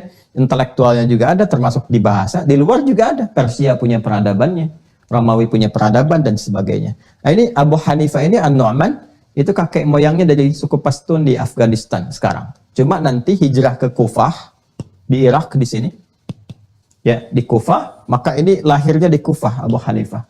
80 Hijrah, ketika terlahir ini berkembang, ini Islam sudah berkembang di sini. Bahkan sudah masuk wilayah Arab. Ya, Arab. Ya, bukan secara geografis yang jazirah, ya, tapi Arabnya Arab Mu'arrabah dari segi ya budaya, ideologi sampai ke bahasa. Sampai sekarang Irak kan bahasa Arab. Ya, ini gambarannya. Dulunya kan Mesopotamia di sini, Babilonia di sini. Ini sudah masuk wilayah Arab. Ya. Nah, kemudian teman-teman sekalian, ini berkembang. Nah, ini menarik nih kisahnya ini ya. Ini, nanti baca sendirilah ya. Nanti ada referensi-referensi. Tapi kalau kita kaji sampai dalam sekali, habis waktu kita nanti ya. Ya, secara singkatnya saja. Jadi anak seorang pedagang, ya bapaknya yang berdagang dan sebagainya. Tapi ya tadilah karena doa-doa kakek, kadang-kadang ayah, ibu. Nah, nurunnya kadang-kadang bukan ke perilaku orang tuanya langsung. Mungkin berkahnya bisa ke anak. Makanya sering saya katakan, jangan pernah bosan. Orang tua itu berdoa. Dalam sujud, dalam tahajud dan sebagainya. Minta di keluarganya itu ada yang diberikan oleh Allah. Ya, taufik, hidayah, kemudian juga kekuatan untuk menjadi ahli agama. Nanti akan ada muncul satu di antara generasi keluarga besar yang membawa kebanggaan di hadapan Allah. Jadi jangan sampai disiapkan dunia saja, bangga dengan anak pertama, kedua, atau ada satu anak mewakili dunia. Di akhirat, ya saat paradenya semakin membesar dan kehidupan yang sesungguhnya, sejatinya itu siapa yang mau dibanggakan nanti? Membawa nama keluarga untuk mewakili. Nah, ini Abu Hanifah ini, An-Nu'man, ini unggul. Dan secara singkat beliau mengkodifikasikan ajaran ini dan menyebar di wilayah ini. Di Kufah, di Irak ya pada umumnya. Ini ya. Abu Hanifah. Kemudian Imam Malik di Madinah di sini. Beliau itu lahir tumbuh, berkembang sampai wafat di Madinah. Nggak pernah keluar Madinah. Imam Malik bin Anas. Ya. Lahirnya tahun 93 Hijrah. Ya. Jadi masih di akhir-akhir abad pertama Hijrah. Dan nggak jauh beda lah masanya dengan Abu Hanifah. Masih mendapati masa-masa ini. Kalau ini coraknya ke rasio itu tinggi sekali. Hafal ini, tahu ini, cuman pendekatannya nanti ya menyeimbangkan antara dalil dengan rasionalitas, dan tajam rasionalitasnya di sini. Ya, termasuk nanti ini yang bisa menaklukkan Mu'tazilah tuh di sini. Kan di antara nanti turunan mazhab ini dianut oleh Syekh Abu Mansur Al-Maturidi, itu kan Hanafi mazhabnya. Nah, ini dahsyat sekali kalau Anda mau menguatkan ajaran agama dengan logika, dan belajar mazhabnya Hanafi ini, kuat di sini. Ya. Nah, Imam Malik sebaliknya. Di sini nakli nih. Ya, ini kok hadisnya luar biasa. Hadis praktek ahli Madinah di sini. Makanya kalau ada yang bertanya tentang bagaimana meninjau agama lewat logika, Imam Malik suka mengatakan mungkin pergi aja ke Abu Hanifah katanya. Tanyakan ke sana. Nah, ini saling mereferensikan tuh luar biasa. Ulama tuh nggak pernah di masa-masa dulu ya saling misalnya ya menjatuhkan dan sebagainya untuk semangat-semangat yang tidak baik. Tidak. Justru mereferensikan dan menyanjung satu dengan yang lainnya. Ya. Nah, ini 93 Hijrah di Madinah ini. Ini saya sebutkan yang mengkodifikasi ya. Nah, ini ada karyanya. Di sini menulis Al-Fiqhul Akbar, ya. Di sini mulai menuliskan Al-Muwatta. Jadi menghimpun hadis-hadis Rasulullah SAW dalam skema fikih ya untuk praktek ibadah. Di kitab Al-Muwatta karya Imam Malik, dan diminta oleh Khalifah. Ya, mohon dibuatkan, ini kan terkenal sekali Imam Malik itu. Udah kemana-mana, nyampe ke Mekah, syiarnya nyampe kemana-mana, ya. Ya, sampai Masya Allah Khalifah pada saat itu meminta kepada Imam Malik itu udah semua mazhab yang dikuasai, yang di pemerintah ya di bawah pemerintahan Islam pakai Maliki. Cuman bijaknya beliau mengatakan tidak ya Khalifah, kan? Ya karena setiap daerah itu punya karakteristiknya. Mungkin ada yang tidak cocok dengan itu, gitu kan? Nah, ini menarik. Imam Malik. Kemudian ada juga Imam Asy-Syafi'i. Ya, Muhammad bin Idris Asy-Syafi'i. Imam Asy-Syafi'i. Asy-Syafi'i. Muhammad bin Idris Asy-Syafi'i. Lahirnya di Gaza, di Palestina. Nih, di wilayah ini, Palestina. Ya. Ya, yang diblokade sekarang itu, darat, laut, udara, Gaza, itu Imam Syafi'i lahir di sini, Muhammad bin Idris. Ya, cuma asal mula suku dasarnya ke sini, ke Azdi, ke Yaman, dan Quraisy, ke Mekah. Ya, satu suku dengan Rasulullah SAW. Ya, satu klan, satu kabilah dari Quraisy. Karena itu ibunya nanti membawa hijrah ke Mekah untuk mengenal ya genealogi awalnya, ya dari kakek moyangnya. Maka nanti banyak melibatkan diri belajar ya di suku-suku Arab yang memang khusus untuk pembelajaran bahasa. Imam Syafi'i itu mulainya dari bahasa itu. Ya, makanya saya juga dulu salah satu inspirasinya untuk mengikuti jejak itu dari situ, mempelajari bahasa untuk tahu tuh tentang Quran itu seperti apa. Karena bahasa Arab itu bukan bisa bicara. Ya, kalau bisa bicara, bergaul dengan Arab bisa bicara gitu ya. Tapi mendalami sampai ke ilmu dan sebagainya itu nggak mudah. Dan orang Arab Badui itu kan yang nomaden itu terkenal bahasa-bahasanya fasih. Nah, ini puluhan tahun beliau di situ. Nah, ini sampai kisah viralnya Imam Malik itu nyampe ke Mekah, ibunya minta Imam Syafi'i belajar ke Imam Malik dari Mekah ke Madinah, belajar. Ya, dan memang unggul. Ketika datang pun Imam Malik sudah melihat ya firasatul mukmin, apalagi firasatul alim. Firasatnya ulama itu sudah melihat, wah ini sudah beda. Ya, kata beliau, ya kau akan jadi bintang di kemudian hari, kurang lebih demikian. Maka dibintang untuk meningkatkan takwa. Ngaji sama Imam Malik di sini. Imam Syafi'i itu lahirnya tahun 150 Hijrah. Jadi persis ketika Abu Hanifah meninggal dunia, lahirlah Imam Syafi'i. Wafatnya tahun 204 Hijrah. Ini yang mengkodifikasikan juga. Ya, pertama mengkodifikasikan di kaidah usul fikih misalnya, walaupun dari tulis surat menyurat, tapi mengkodifikasikan itu semua tertulis, muncul kitab Ar-Risalah di sini. Termasuk nanti ada Al-Um dan seterusnya. Nah, termasuk juga nanti di eranya Al-Imam Asy-Syafi'i ini, ya, ada Al-Imam Ahmad bin Hanbal, Imam Ahmad. lahir tahun 164 Hijrah. Kurang lebih lah, 14 tahun kurang lebih bedanya dengan Imam Syafi'i. Ya. Ini menarik, ini saling mengonfirmasi ini. Ya, ini menarik sekali, luar biasa. Jadi kadang-kadang ya saling ngaji gitu dan gak ada gengsinya. Ya, diskusi, kadang mampir, tanya. Ini Imam Malik kan hidup semasa dengan ini kan. Ya, kadang saling mereferensikan. Imam Syafi'i ngaji ke sini ke Imam Malik. Setelah ini kan lahir, ini sudah meninggal dunia. Tapi kan melahirkan murid. Ya, yang terkenal itu ada Abu Yusuf dan Imam Muhammad. Muridnya Imam Abu Hanifah, Abu Yusuf dan Imam Muhammad. Nah, Imam Syafi'i juga ke sini. Ya, belajar, mengambil manfaat, mempelajari dan sebagainya, sehingga Imam Syafi'i punya corak yang sangat kuat, baik di logika pun dengan dalil-dalil nakli. Dalil nakli dari Imam Syafi'i, logikanya dari sini. Sehingga rumusan fikihnya luar biasa. Luar biasa ini. Sampai-sampai Imam Ahmad pun yang hampir-hampir satu masa, beda 14 tahun, itu belajar fikihnya ke sini ke Imam Syafi'i. Ya, belajar, jangan salah loh. Imam Ahmad itu kan konsentrasinya bidang hadis. Sebetulnya kepakarannya di bidang hadis. Ya, hadis, hafalannya banyak di hadis. Ya, dan ngaji fikihnya ke Imam Syafi'i. Sampai muridnya Imam Ahmad juga sempat terheran-heran di awal. Anda kan hadis banyak hafal, ya tentang agama nggak diragukan. Kenapa masih ngaji ke pemuda itu, katanya kan, ke Imam Syafi'i. Ya, jawabannya sangat menarik Imam Ahmad itu. Ya, menghafal, tahu itu penting, tapi memahami lebih penting. Jadi kalau ingin pemahaman tentang hadis dan sebagainya, ini Syafi'i katanya. Ini semua saling mengonfirmasi. Imam Syafi'i juga memuji Imam Ahmad. Ini semuanya itu luar biasa.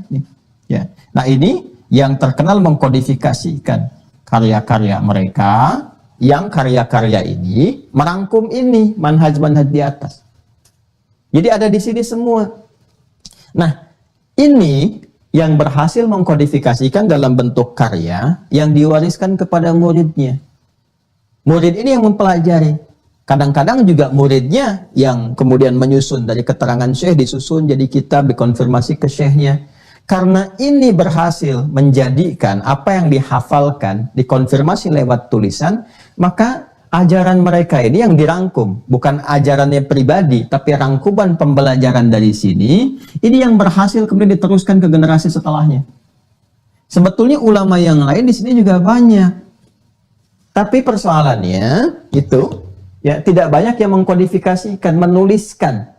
Ya, menuliskan, menyampaikan, mengumpulkan dalam bentuk tulisan, dalam bentuk kitab, sehingga diwariskan ke setelahnya. Banyaknya kan hafalan. Ya, karena ini bisa merangkum dalam bentuk tulisan, ini yang terwariskan. Dan istimewanya mereka hafal yang ditulis. Ya, hafal yang dituliskan. Jadi hafalannya ada, kitabnya juga ada, maka jalur-jalur pembelajaran ke sini lebih mudah. Makanya murid-muridnya lebih banyak ke sini. Ya.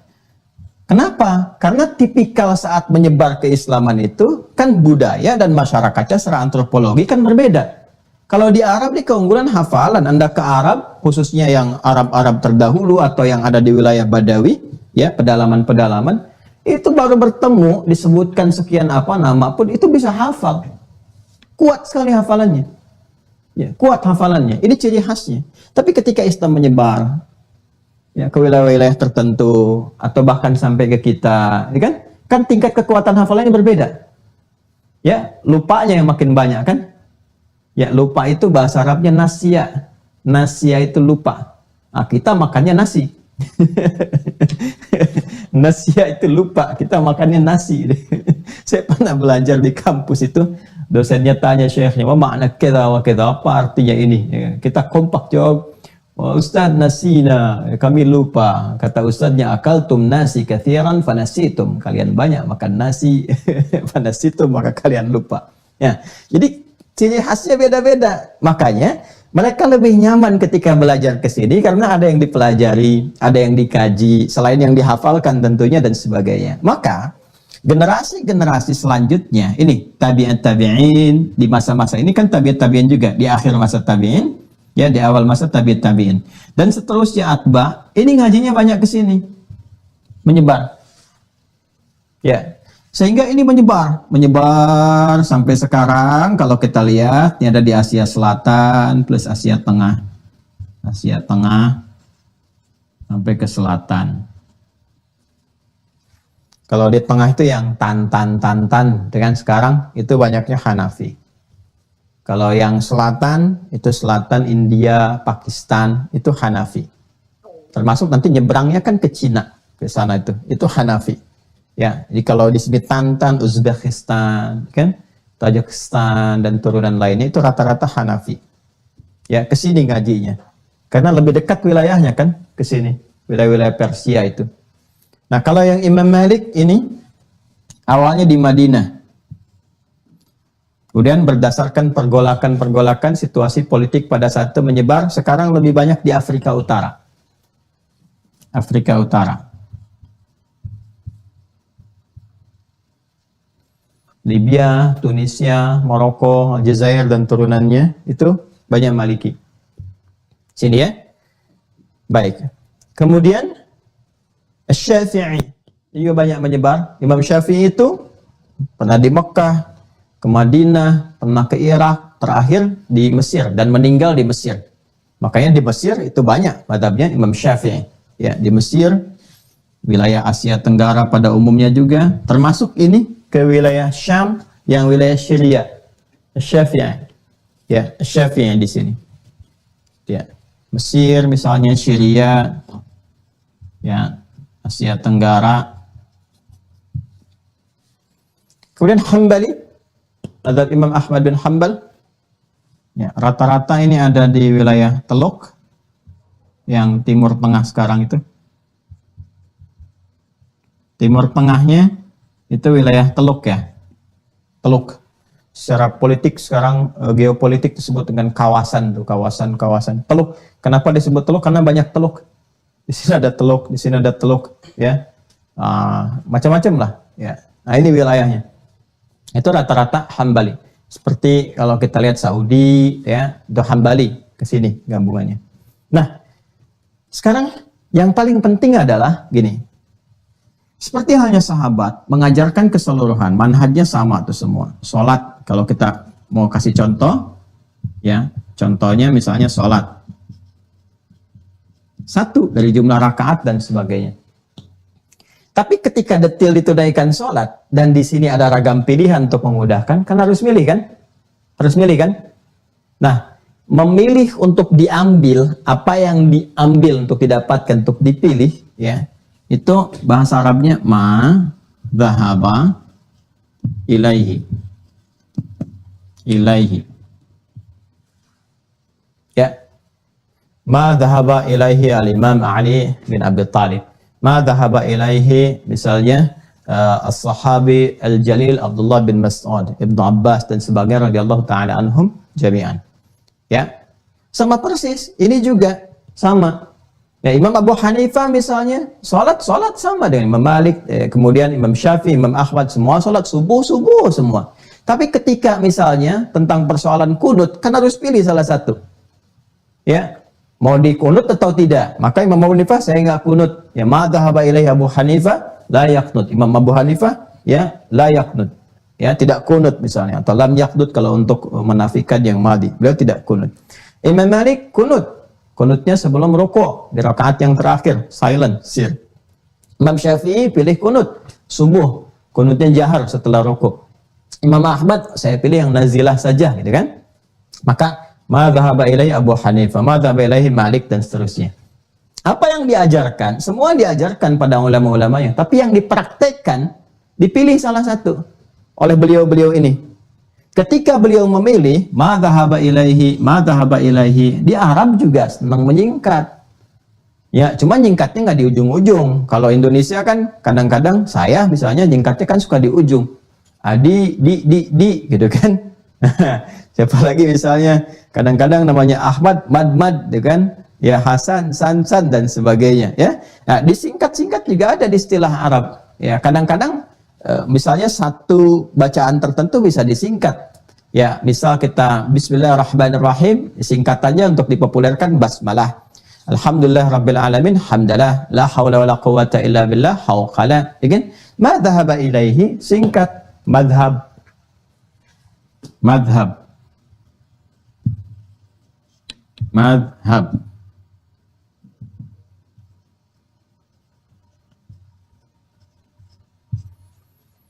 Kalau mau ditasrif dari kata dhahaba bisa. Dhahaba itu kan bukan hanya pergi, tapi pendapat juga. Ya. Tapi pendapat juga. Kumpulan-kumpulan, satuan-satuan pendapat yang dihimpun, yang dipilih, gitu kan? Jadi dari rujukan-rujukan manhaj ini yang sudah ada, mana yang mau diambil? Ma dhahaba ilaihi. Ya, pilihan yang cenderung untuk diambil.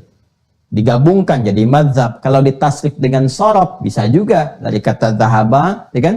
Sesuatu pergi, kata ada. Kalau kata kerja ke pergi, bisa ke pendapat, bisa ke ajaran. Di kumpulan-kumpulan ajaran kalau disatukan, yang dipilih salah satunya itu mazhab namanya. Maka dari sini Abu Hanifah ketika mempraktekkan harus pilih salah satu. Apa sih mazhabnya Abu Hanifah? Kecenderungan yang diambil. Dalam basmalah dibaca nggak basmalahnya ketika Al-Fatihah, kan? Maka beliau pilih salah satu, dikenal dengan mazhab Abu Hanifah. Imam Malik mesti pilih juga, baca nggak bismillah dalam sholatnya. Ketika dipilih, misalnya beliau nggak baca, oh ini pilihannya Imam Malik. Dalilnya apa? Nyambung ke sini. Manhajnya sama, satu manhaj. Madhabnya pilihan, karena kan memilih, nggak mungkin dipraktekkan empat-empatnya dalam bismillah. Imam Syafi'i milih salah satu, maka dikenal mazhabnya Imam Syafi'i. Pilihannya Imam Syafi'i, pilih yang ini. Imam Ahmad pilih yang ini. Contoh konkret, dalam bacaan Al-Fatihah, dalam sholat, kan ada bismillah tuh. Bismillahirrahmanirrahim, kan? Ada 4 cara, kan? Dibaca jahar, keras, silent, sir, nggak dibaca sama sekali. Rakaat pertama dibaca, selanjutnya tidak. 4 pilihan. Nggak mungkin dibacakan keempat-empatnya. Empat-empatnya itu manhaj. Semua bersumber dari Nabi. Tapi ketika digunakan, harus salah satu dipraktekkan. Ketika dipilih itu mazhab namanya. Maka Abu Hanifah pilih tidak baca. Imam Malik pilih nggak baca. Syafi'i pilih dijaharkan. Imam Malik pilih disirkan. Ya, satu-satunya milih. Maka dikenal dengan pilihannya itu mazhab. Apakah dalam sholat saja? Tidak. Setiap ada yang ragam, itu yang dipilih. Makanya dikenal nanti rumusannya. Oh, ini yang diajarkan Abu Hanifah. Ya, beliau sendiri mengajarkan. Nih dalil yang ini begini, yang ini begini, yang dipakai Imam Malik begini. Tapi saya pilih yang ini. Maka dikenallah kemudian mazhabnya Imam Abu Hanifah. Orang-orang yang mengikuti jalur ini itu disebut dengan Hanafi namanya. Jamaknya Ahnaf. Ya. Kemudian yang ikut Imam Malik dikenal dengan Maliki. Oh, saya ikut pilihan Imam Malik lah. Ya, ingat ya, ketika ikut itu bukan kelompoknya Malik, bukan kelompoknya Abu Hanifah. Ya, radhiyallahu taala anhum jami'an. Bukan kelompoknya Imam Syafi'i, bukan mengelompok, bukan, tapi jalan kita, jalan kita pergi. Mazhab itu kan jalan kita pergi menuju ke manhaj ini, lewat jalur mana. Sedangkan yang sampai ke kita sekarang yang dipelajari dari ulama-ulama kita, ini puncaknya ke sini juga semuanya. Kenapa? Karena jalurnya memang ini. Dari sahabat ke tabi'in, ini yang kodifikasikan. Jadi yang sampai ke kita, sampai jadi bentuk kodifikasi, dipelajari, ya sampai ke kita, ini semuanya dari sini semua, rata-rata ini. Jadi kalau kita tarik jalurnya ke sini semua. Ya, dan menariknya, silahkan nyamannya nanti ketika Anda melihat, mau pilih yang mana, praktek yang mana. Ya, nanti ada yang seperti ini tadi, ya di Asia Selatan pilihnya inilah. Saya mau jalur ini aja, yang ini pilihnya Maliki saja, yang ini pilihnya Syafi'i saja, yang ini pilihnya Imam Ahmad saja. Nah, kadang-kadang untuk memudahkan, di Timur Tengah itu, baik di Jazirah ataupun di luarnya, untuk paling gampang lah, supaya nggak ada yang ribut, yang macam-macam dan sebagainya, pilihannya jelas, ulamanya langsung, ya, diberikan semacam otoritas, gitu kan, udah tetapkan aja, di negara ini mau pakai yang mana, supaya nanti nggak ada ribut-ribut ke depannya. Maka terkenal di negara-negara Arab misalnya khususnya, ya udah praktekkan satu cara aja. Walaupun ada alternatif, dibuka informasinya, tapi resminya negara menyatakan ini. Maka di Saudi misalnya udah pakai Hambali saja sekarang. Hambali. Karena itu subuhnya nggak ada kunut di situ, bismillahnya disirkan dan seterusnya. Itu Hambali. Ya. Kemudian misalnya di Mesir pakai Syafi'i. Ya, di Pakistan pakai Hanafi. Ya, Libya pakai Maliki. Nah, itu yang terjadi saat ini, dan semuanya ini bukan masalah mengelompok, tapi jalur pembelajaran kita. terhubung sampai dengan ke Rasulullah SAW. Nah, ini asalnya. Jadi kalau bicara manhaj, semua satu manhaj, gak mungkin beda manhaj. Kalau beda manhaj, berarti sholatnya beda. Awas tuh. Nah, saya nggak mau bergaul dengan dia, beda manhaj. Dipertanyakan, hati-hati. Boleh jadi itu awam, belum belajar itu. Kalau ada yang bilang Anda dan saya beda manhaj, padahal sama-sama Islam, berarti dia sholatnya beda tuh. Subuhnya mungkin tidak 2 rakaat gitu kan.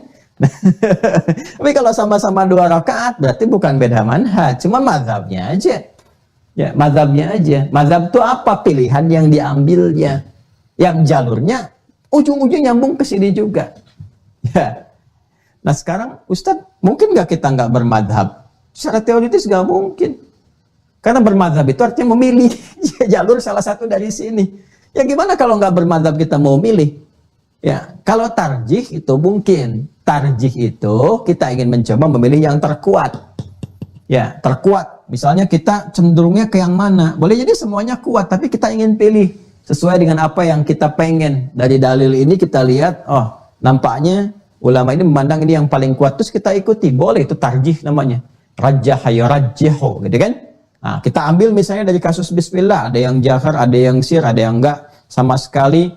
Saya kira kalau melihat dari uraian-uraian ini, petunjuk-petunjuk ulama ini, ya cenderung saya pengen yang dibaca jahar misalnya. Ya karena alasan begini-begini, itu tarjih namanya. Tapi tetap tarjih pun akan melewati ini juga. Jadi secara teoritis, apa yang kita pelajari sekarang lewat sini. Ya.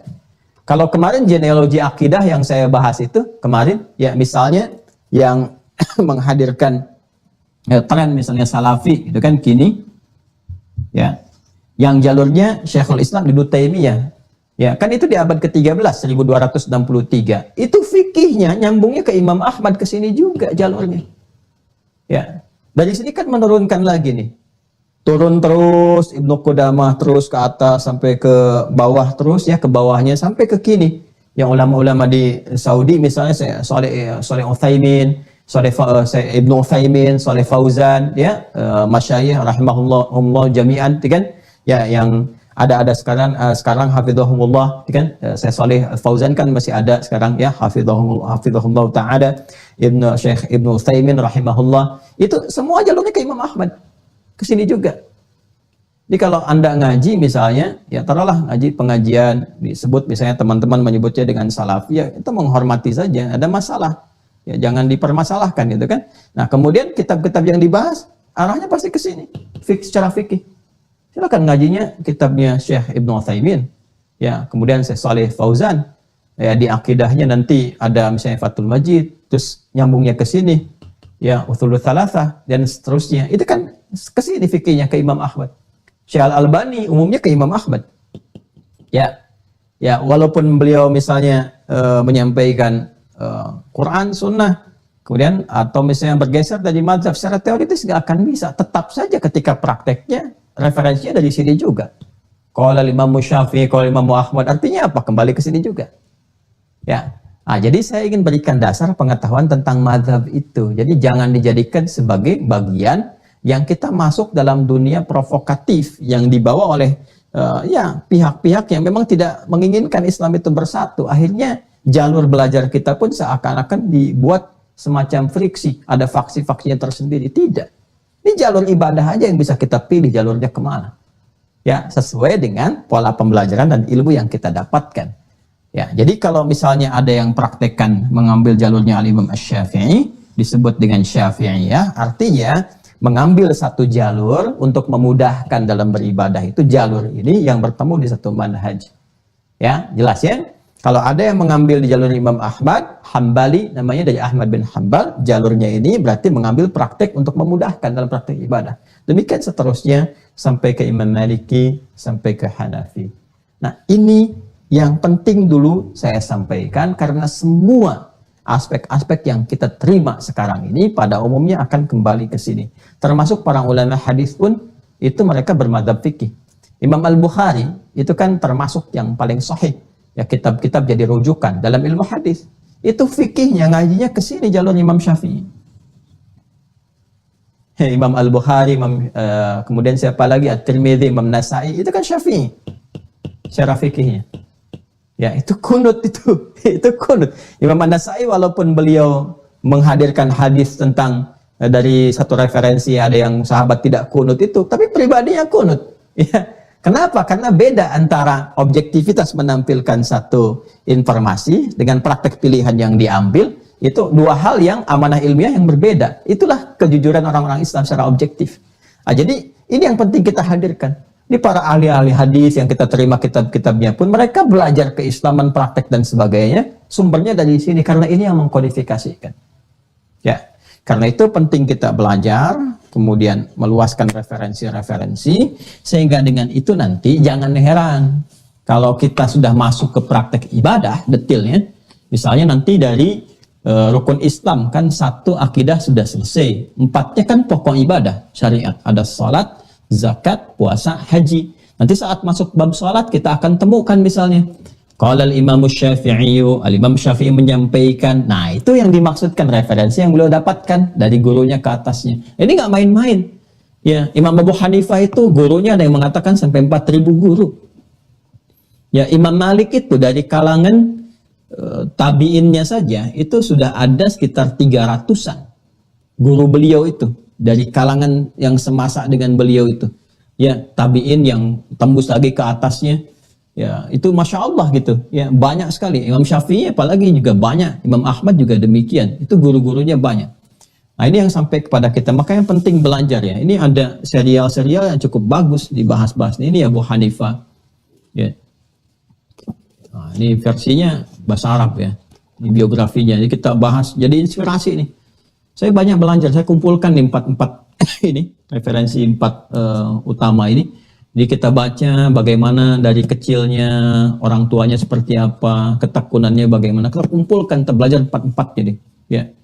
Dan Imam Ahmad, ini Imam Malik, yang satu Imam Syafi'i lagi saya riset. Keterkaitan dengan yang lain-lainnya. Ini biografi. Ini karya-karyanya Imam Syafi'i, misalnya. Yang dikodifikasikan oleh muridnya, kan? Nah, ini ajaran Imam Syafi'i umumnya di sini.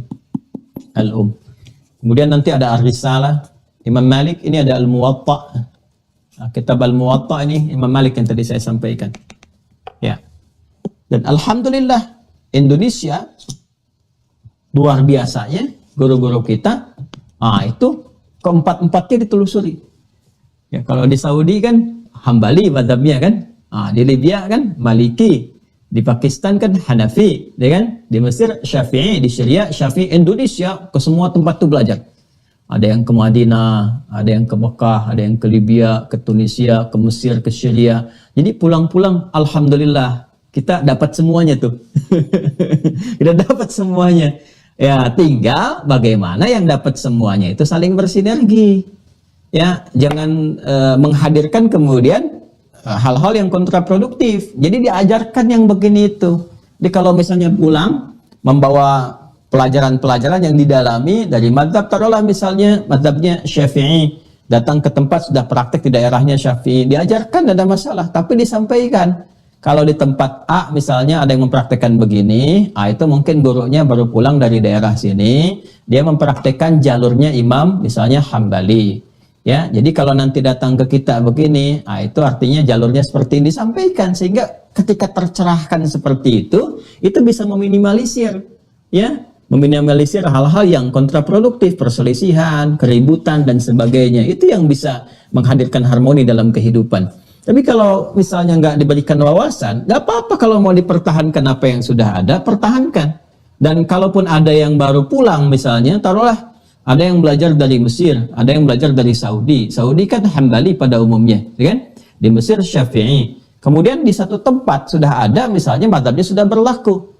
Taruhlah di situ sudah ada Maliki misalnya, maka masuk jangan mengajarkan mazhab Syafi'i, jangan mengajarkan mazhab Hambali. Pelajari mazhab Maliki, menyatu dengan mereka, bimbing masyarakatnya, kemudian ajarkan juga, berikan wawasan pengetahuan.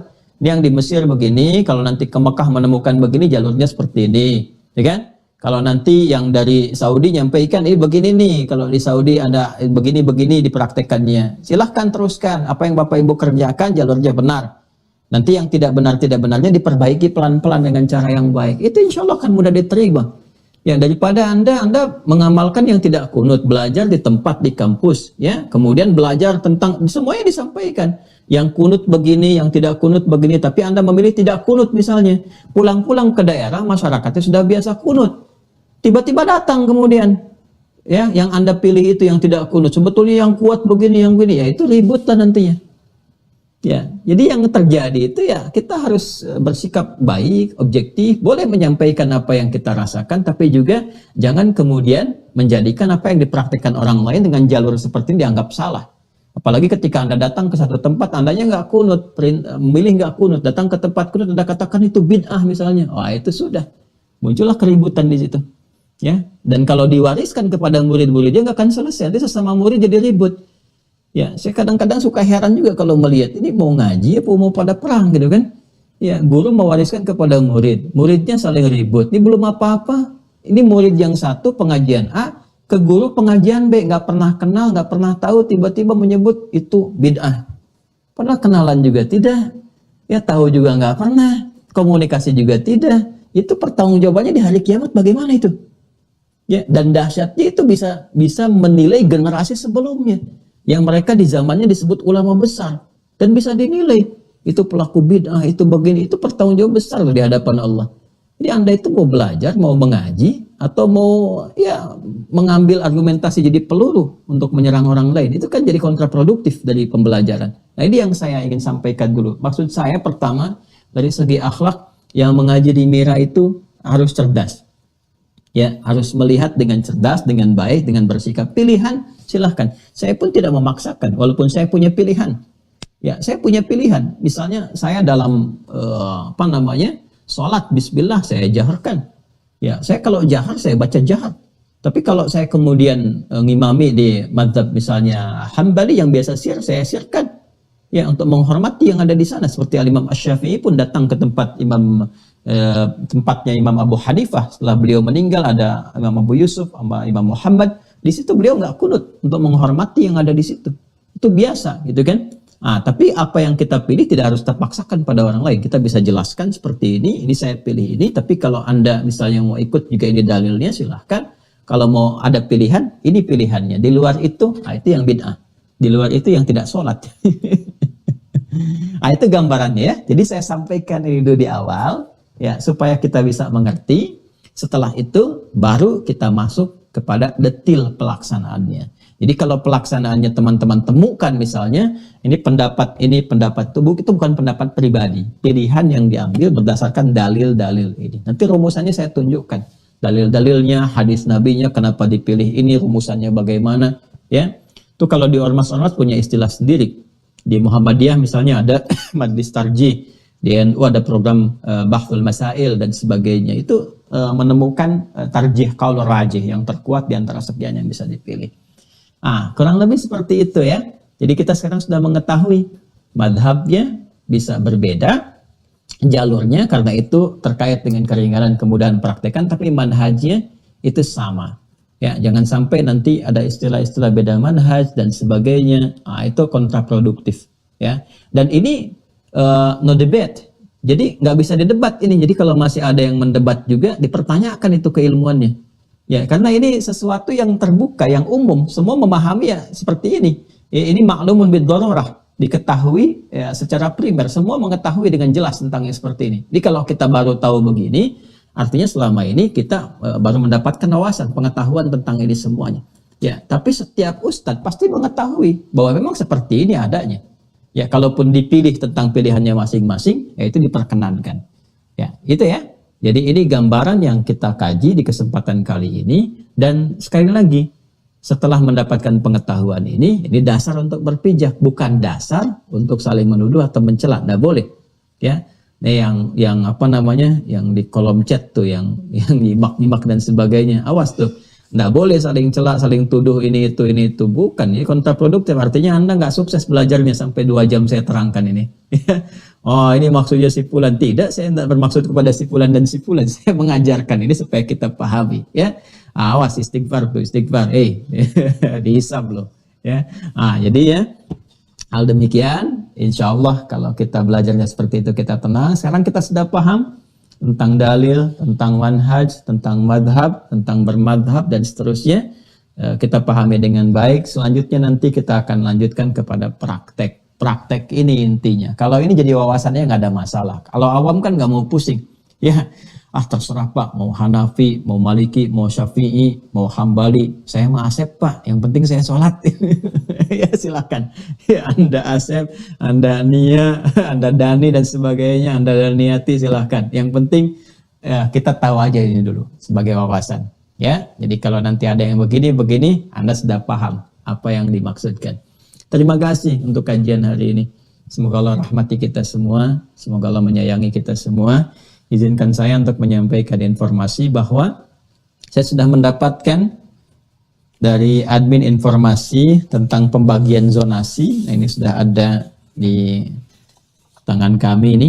Ya, saya bacakan umum saja ya, tapi nanti admin akan juga menyampaikan informasinya. Jadi zonasi ini begini, zonasi ini yang telah daftar di Mira dan telah mengaktifkan akun, ini ada 5.175 orang. Ya, ikhwan 2.677, akhwat 2.498 dari hampir 10.000, 9.000 lebih yang sudah mendaftar. Karena itu kurang lebih ada 4.000-an, saya sarankan segera aktifkan akunnya supaya mudah untuk dizonasikan. Zonasi itu manfaatnya apa? Manfaatnya, jadi nanti digabungkan dengan kuota tertentu supaya nanti masuk kapasitas Zoom yang khusus, gak terlampau banyak untuk pendalaman. Ya, saya mencoba untuk menghadirkan ini karena ini lebih memudahkan untuk bisa memberikan pencerahan secara terbuka. Semua punya kesempatan gitu. Ya, kalau undangan terbatas mungkin di satu tempat saja, tapi ini bisa menjangkau dengan jangkauan yang lebih luas. Nanti di situ ada sesi, bisa untuk konsultasi, bisa untuk dialog dan sebagainya. Jadi khusus di situ saja. Nah, ini kita bagi, ini kurang lebih ada 6 zonasi nih sekarang ini. Ya, yang sudah mengaktifkan kurang lebih 5.000, yang belum mengaktifkan ada 4.000-an, segera aktifkan. Ya, caranya bagaimana Ustadz? Caranya tanya admin.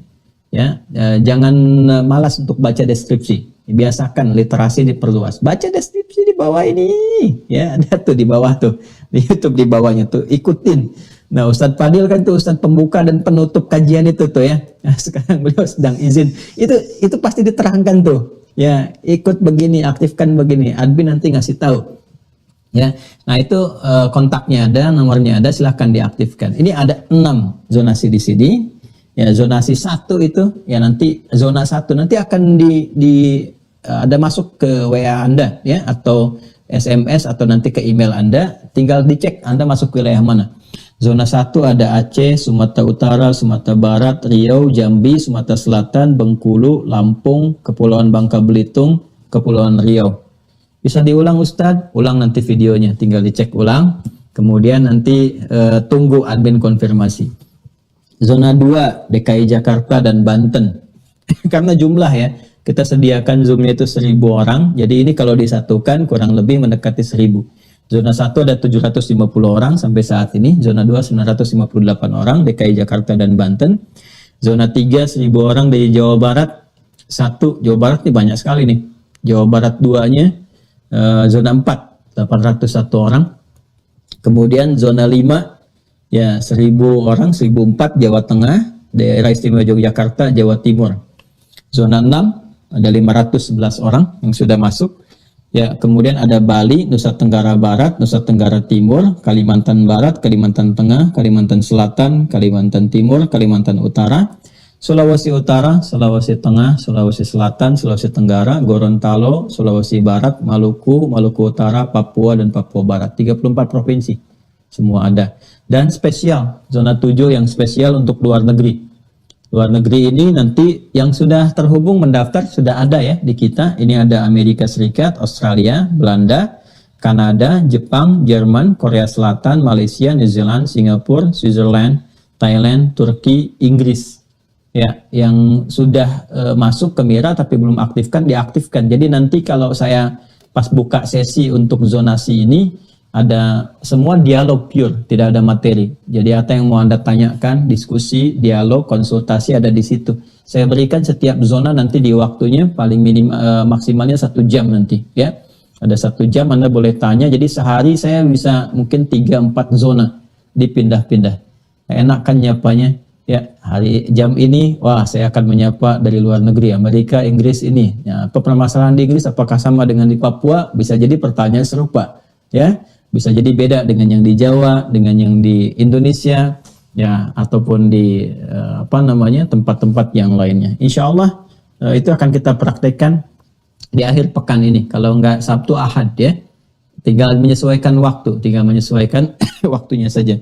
Ini yang pertama. Dan yang kedua, untuk kuota sampai di akhir ini, jadi saya mau cukupkan dulu di 10.000, itu kurang lebih ada 600 yang belum tersambung. Silahkan Anda dimaksimalkan. Ketika sudah sampai itu saya akan cukupkan dulu, karena nanti skemanya setelah ada 10.000 ini adalah konfirmasi offline. Jadi apa yang saya terangkan di online ini betul nggak paham ya, sebetulnya di offline nanti kita akan konfirmasikan kembali.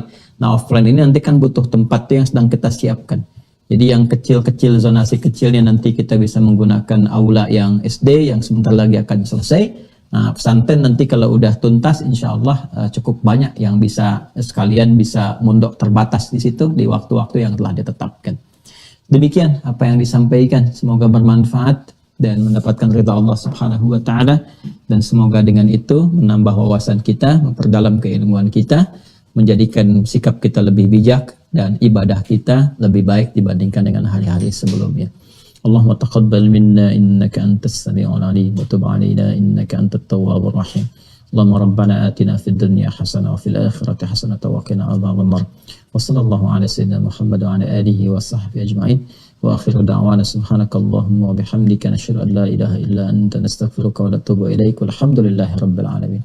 Assalamualaikum warahmatullahi wabarakatuh.